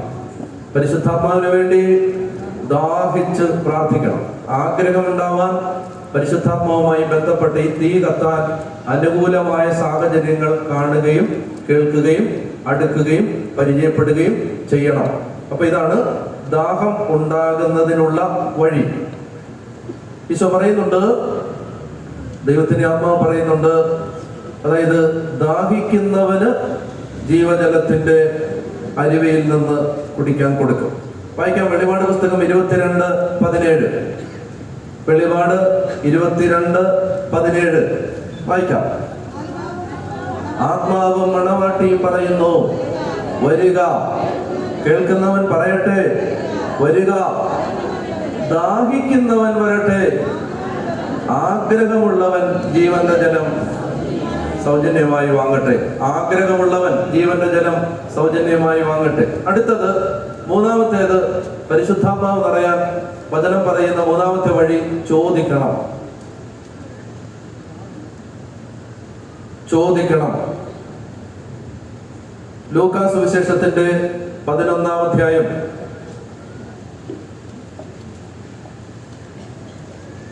9 മുതലുള്ള തിരുവചനം. ലൂക്കാ 11:9 മുതൽ വായിക്കാം. ഞാൻ നിങ്ങളോട് പറയുന്നു, ചോദിക്കുവിൻ നിങ്ങൾക്ക് ലഭിക്കും, അന്വേഷിക്കുവിൻ നിങ്ങൾ കണ്ടെത്തും, മുട്ടുവിൻ നിങ്ങൾക്ക് തുറന്നു കിട്ടും. എന്തെന്നാൽ ചോദിക്കുന്ന ഏവനും ലഭിക്കുന്നു, അന്വേഷിക്കുന്നവൻ കണ്ടെത്തുന്നു, മുട്ടുന്നവന് തുറന്നു കിട്ടുകയും ചെയ്യുന്നു. നിങ്ങളിൽ ഏതൊരു പിതാവാണ് മകൻ മീൻ ചോദിച്ചാൽ പകരം രാജവപാലെ കൊടുക്കുക? മുട്ട ചോദിച്ചാൽ പകരം തേൾ ഫ്രൈ കൊടുക്കുക? കൊടുക്കുവോ? ഇല്ല. അടുത്ത വാക്യം, മക്കൾക്ക് നല്ല ദാനങ്ങൾ നൽകാൻ ദുഷ്ടനായ നിങ്ങൾക്കറിയാമെങ്കിൽ സ്വർഗസ്ഥനായ പിതാവ് തന്നോട് ചോദിക്കുന്നവർക്ക് എത്രയോ അധികമായി പരിശുദ്ധാത്മാവിനെ നൽകുകയില്ലെന്നാണ്. അതൊരു കൺസ്ട്രക്ഷനാണ്. നൽകുമെന്നാണ്. എത്രയോ അധികമായി നൽകുകയില്ല, എത്രയോ അധികമായിട്ട് തരുമെന്നാണ്. അപ്പോ ആർക്കാണ് തരുന്നത്? ചോദിക്കുന്നത്. ഇവിടെ ഈ ബൈബിളില് ചില പദപ്രയോഗങ്ങൾ ശ്രദ്ധിക്കേണ്ടതുണ്ട്. ഉദാഹരണത്തിന്, തന്നിൽ വിശ്വസിക്കുന്ന ഒരുവനും നശിച്ചു പോകാതെ നിത്യജീവൻ പ്രാപിക്കും. വിശ്വസിക്കുന്ന. അല്ലെങ്കിൽ യോഹന്നാൻ 20 പറയുന്നുണ്ട്, ഞാനിതെല്ലാം എഴുതിയിരിക്കുന്നത് നിങ്ങൾ അവൻ ദൈവോത്തരനാണ് എന്ന് വിശ്വസിക്കുന്നതിനും. മലയാളത്തിൽ വായിക്കുമ്പോൾ വിശ്വസിക്കുക, ചോദിക്കുക എന്നൊക്കെയാണ് അതിന്റെ ട്രാൻസ്ലേഷൻ നമുക്ക് തന്നിരിക്കുന്നത്. മലയാളത്തിൽ അങ്ങനെ എഴുതാൻ പറ്റും. എന്നാൽ അത് യഥാർത്ഥത്തിൽ എഴുതിയിരിക്കുന്ന, ഗ്രീക്കിൽ എഴുതിയിരിക്കുന്നത് അതുപോലെ ട്രാൻസ്ലേറ്റ് ചെയ്താൽ അത് തർജ്ജമ ചെയ്യേണ്ടത് എങ്ങനെയാണ്? വിശ്വസിക്കുക, തന്നിൽ വിശ്വസിക്കുന്ന എന്നല്ല, തന്നിൽ വിശ്വസിച്ചുകൊണ്ടേയിരിക്കുന്ന എന്നാണ്. നിങ്ങൾ അവൻ ദൈവോത്തരനാണെന്ന് വിശ്വസിക്കുന്നതിനും എന്നല്ല, നിങ്ങൾ അവൻ ദൈവോത്തരനാണെന്ന് വിശ്വസിച്ചുകൊണ്ടേയിരിക്കുന്നതിനും. ചോദിക്കുവാൻ ലഭിക്കുമെന്നല്ല, ചോദിച്ചുകൊണ്ടേയിരിക്കുക നിങ്ങൾക്ക് ലഭിക്കും എന്നാണ്. അത് വൺ ടൈം ആസ്കിങ് അല്ല, ഒറ്റത്തവണ ചോദിക്കുന്ന അല്ല. മനസ്സിലായോ? ചോദിച്ചുകൊണ്ടേയിരിക്കുക. എത്ര തവണ ചോദിക്കണം? എപ്പോൾ വരെ ചോദിക്കണം? കിട്ടുന്നത് വരെ ചോദിക്കണം. കിട്ടിയാൽ വീണ്ടും നിറയാൻ ചോദിക്കണം. അപ്പൊ ഒരു വിശ്വാസി മരണം വരെ പരിശുദ്ധാത്മാവിന് വേണ്ടി ചോദിച്ചുകൊണ്ടേയിരിക്കണം. നിറഞ്ഞാലും ചോദിക്കണം, പിന്നെയും ചോദിക്കണം. കാരണം പരിശുദ്ധാത്മാവിന് പെന്തക്കോസ്ത ഒന്നല്ല, അപ്പസ്തോല പ്രവർത്തനത്തിൽ 7 പെന്തക്കോസ്ത കാണുന്നുണ്ട് നമ്മൾ. ഒരു പെന്തക്കോസ്തയല്ല. പരിശുദ്ധാത്മാഭിഷേകം ഒരു തവണയല്ല. അപ്പൊ ആത്മാവിൽ എപ്പോഴും നിറഞ്ഞുകൊണ്ടേയിരിക്കണം. അപ്പൊ അതുകൊണ്ട് ചോദിച്ചുകൊണ്ടേയിരിക്കണം. എങ്ങനെ ചോദിക്കണം? അതിന് നിയതമായി ചിട്ടപ്പെടുത്തിയ പ്രാർത്ഥനകള് ഒന്നുമില്ല. പരിശുദ്ധാത്മാവിനോടുള്ള റൂഹാദിപതിശായ തമ്പുരാൻ എന്ന് പറഞ്ഞ് പഴയൊരു പ്രാർത്ഥനയുണ്ട്. പരിശുദ്ധാത്മാവെ വരണമേ എന്ന് പറഞ്ഞ് വേറൊരു പ്രാർത്ഥനയുണ്ട്. പിന്നെ സൃഷ്ടിക്കുന്ന ആത്മാവെ വന്നാലും വീനി ക്രിയത്തൂർ സ്പിരിത്തൂസ് പറഞ്ഞ് ഒരു സഭയുടെ ഔദ്യോഗിക പരമ്പരാഗത പ്രാർത്ഥന. ഇങ്ങനെ ഒത്തിരി പ്രാർത്ഥനകളുണ്ട്. നമുക്ക് നമ്മുടെ ആരാധന ക്രമത്തിൽ പ്രാർത്ഥനയുണ്ട്. ഈ പ്രാർത്ഥനകൾ ചൊല്ലുന്നത് നല്ലതാണ്. ഇനി അത് സമയമെടുത്ത് അങ്ങനെയുള്ള പ്രാർത്ഥനകളൊന്നും റെഗുലറായിട്ട് ചൊല്ലുന്നില്ലെങ്കിലും ഇങ്ങനെ ചെയ്യാൻ പറ്റും. എന്താ? എപ്പോഴും ഓർക്കുമ്പോഴെല്ലാം പ്രാർത്ഥിക്കണം, പരിശുദ്ധാത്മാവെ നിറയണേ, പരിശുദ്ധാത്മാവെ നിറയണേ. പിതാവേ, അങ്ങയുടെ ആത്മാവിനെ എൻ്റെ മേൽ വർഷിക്കണേ. കർത്താവെ, എന്നെ എപ്പോഴും പരിശുദ്ധാത്മാവിനെ നിറച്ച് കാത്തുകൊള്ളണേ, ആത്മാവിൽ നിറച്ച് ജീവിക്കാൻ സഹായിക്കണേ.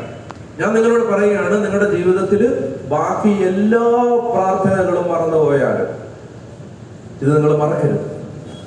ഒരു ക്രിസ്തീയ ജീവിതം ദൈവം ആഗ്രഹിക്കുന്ന നിലവാരത്തിലെത്തുന്നത് പരിശുദ്ധാത്മാവിന്റെ സഹായത്താൽ മാത്രമാണ്. പരിശുദ്ധാത്മാവിനെ മറന്നുകൊണ്ടുള്ള ഒരു ആത്മീയ ജീവിതത്തിന് പുരോഗതി ഒരിക്കലും ഉണ്ടാവില്ല. അതാണ് ഒരു കാര്യം. എന്താണ്? എപ്പോഴും ഓർക്കുമ്പോഴെല്ലാം. ഞാൻ ഇതിനെക്കുറിച്ച് എനിക്ക് ബോധ്യം കിട്ടിയ നാളുകൾക്ക് ശേഷം ഏറ്റവും കൂടുതൽ പ്രാർത്ഥിച്ചിട്ടുള്ളത് ഇതാണ്: ഈശോയെ, പരിശുദ്ധാത്മാവിനെ നിറക്കണേ, പരിശുദ്ധാത്മാവിനെ നിറക്കണേ, എൻ്റെ വായിൽ ഇതിപ്പോ ശീലിച്ചുകൊണ്ട് അറിയാതെ എപ്പോഴും വരും, പരിശുദ്ധാത്മാവിനെ നിറക്കണം, പരിശുദ്ധാത്മാവിനെ നിറക്കണം. ഇങ്ങനെ തന്നെ പറഞ്ഞുകൊടുക്കണം.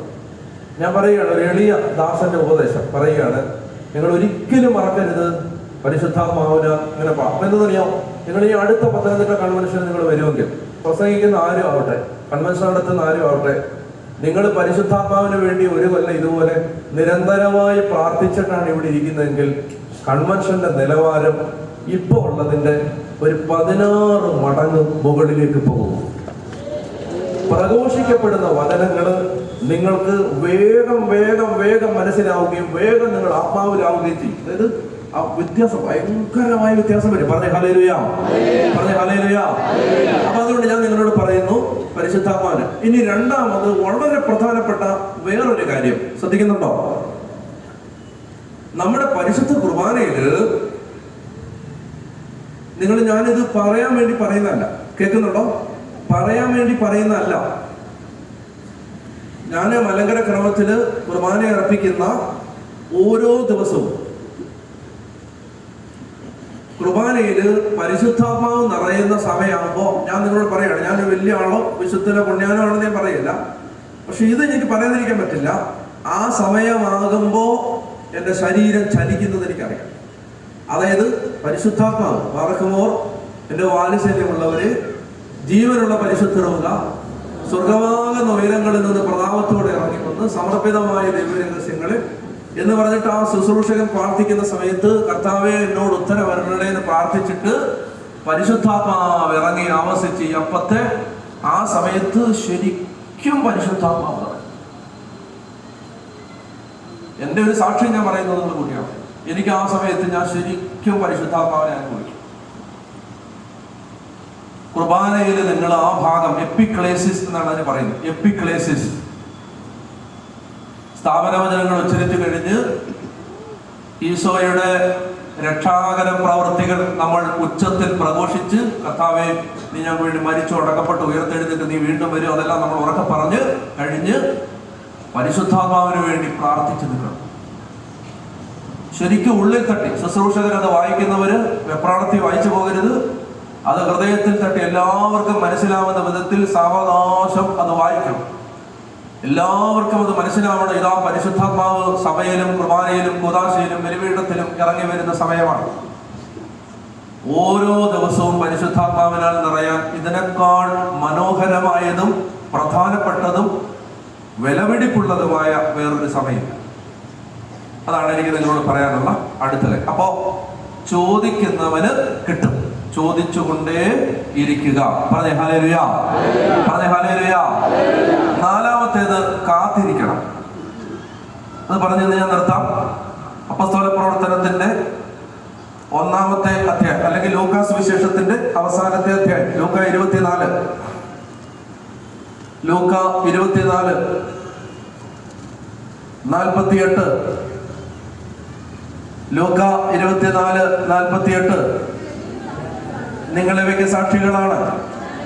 ഇതാ എന്റെ പിതാവിന്റെ വാഗ്ദാനം നിങ്ങളുടെ മേൽ ഞാൻ അയക്കുന്നു. ഉന്നതത്തിൽ നിന്ന് ശക്തി ധരിക്കുന്നത് വരെ നഗരത്തിൽ തന്നെ വസിക്കണം. അപ്പോസ്തല പ്രവർത്തനം 1-ാം അധ്യായം 4-ാമത്തെ വാക്യം. അപ്പോസ്തല പ്രവർത്തനം 1:4. അവൻ അവരോടൊപ്പം ഭക്ഷണത്തിലിരിക്കുമ്പോൾ കൽപ്പിച്ചു, നിങ്ങൾ ജെറുസലേം വിട്ടു പോകരുത്. എന്നിൽ നിന്ന് നിങ്ങൾ കേട്ട പിതാവിന്റെ വാഗ്ദാനം കാത്തിരിക്കുക. പ്രാർത്ഥിക്കണം, കാത്തിരുന്ന് പ്രാർത്ഥിക്കണം എന്ന് പറഞ്ഞാൽ ഒരു ദിവസം പോലും മറക്കരുത്. കാത്തിരിക്കുന്ന ആള് താൻ എന്തിനെയാണ് കാത്തിരിക്കുന്നത് മറക്കത്തില്ല.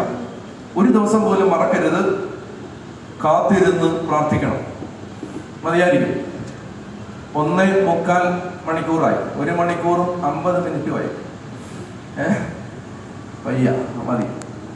അപ്പൊ അതുകൊണ്ട് ഈ കാര്യങ്ങൾ നിങ്ങളെ അറിയിക്കുന്നു. ഇനി കുറച്ച് ചെറിയ അറിയിപ്പുകൾ. നമുക്ക് ഈ ദിവസങ്ങളിൽ നിങ്ങൾ സ്തോത്രകാഴ്ച ഇടുന്നുണ്ട്, നന്നായിട്ടൊക്കെ ഇടുന്നുണ്ട് എന്ന് പറയാൻ പറ്റത്തില്ല, അത്ര നല്ലതല്ല.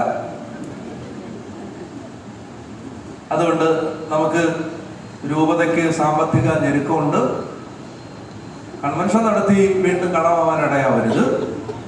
അതുകൊണ്ട് നാളെ വരുമ്പോ കുരുമുളക് വെച്ച് പാത്തു വെച്ചിരിക്കുന്നതും റബ്ബർ ഷീറ്റ് പൊളിച്ചു വെച്ച് വിറ്റതും അതിൻ്റെ എല്ലാം വേണ്ട, എല്ലാം കൊണ്ടുവരല്ലേ. അതിൽ നിന്ന് ഈ രൂപതയെ ദൈവത്തിൻ്റെ ദൈവരാജ്യ പ്രവർത്തനങ്ങൾക്ക് നന്നായിട്ട് സഹായിക്കുന്ന വിധത്തിൽ, കൺവെൻഷൻ മാത്രമല്ല, ഞാൻ എൻ്റെ രൂപതയെ സഹായിക്കാം നന്നായിട്ട്. കൺവെൻഷൻ വന്ന് വചനം കേട്ടപ്പോൾ ഞാൻ എൻ്റെ ഒരു ദശാംശം രൂപതയ്ക്ക്, താനും എന്നെ കൊണ്ട് പറഞ്ഞ് പറയിപ്പിക്കുന്നല്ല, ഒറ്റ ആളുപോലും എന്നോട് പറഞ്ഞിട്ടില്ല. പറഞ്ഞാൽ ഞാൻ പറയത്തുമില്ല, പക്ഷെ പറയണമെന്ന് എനിക്ക് തോന്നി. നന്നായിട്ട് രൂപതയെ നിങ്ങൾ സപ്പോർട്ട് ചെയ്യും. നിങ്ങൾക്ക് ദൈവം തന്നിട്ടുള്ള ആളുകൾ, കാരണം നന്നായിട്ട് സുവിശേഷ വേല നല്ലതായിട്ട് നിർവഹിക്കുന്ന അനേകം നല്ല തീക്ഷ്ണമതികളായ വൈദികര്, സന്യസ്തരും അൽമായനുമുള്ള നല്ല ഒരു രൂപതയാണ് നമ്മുടെ.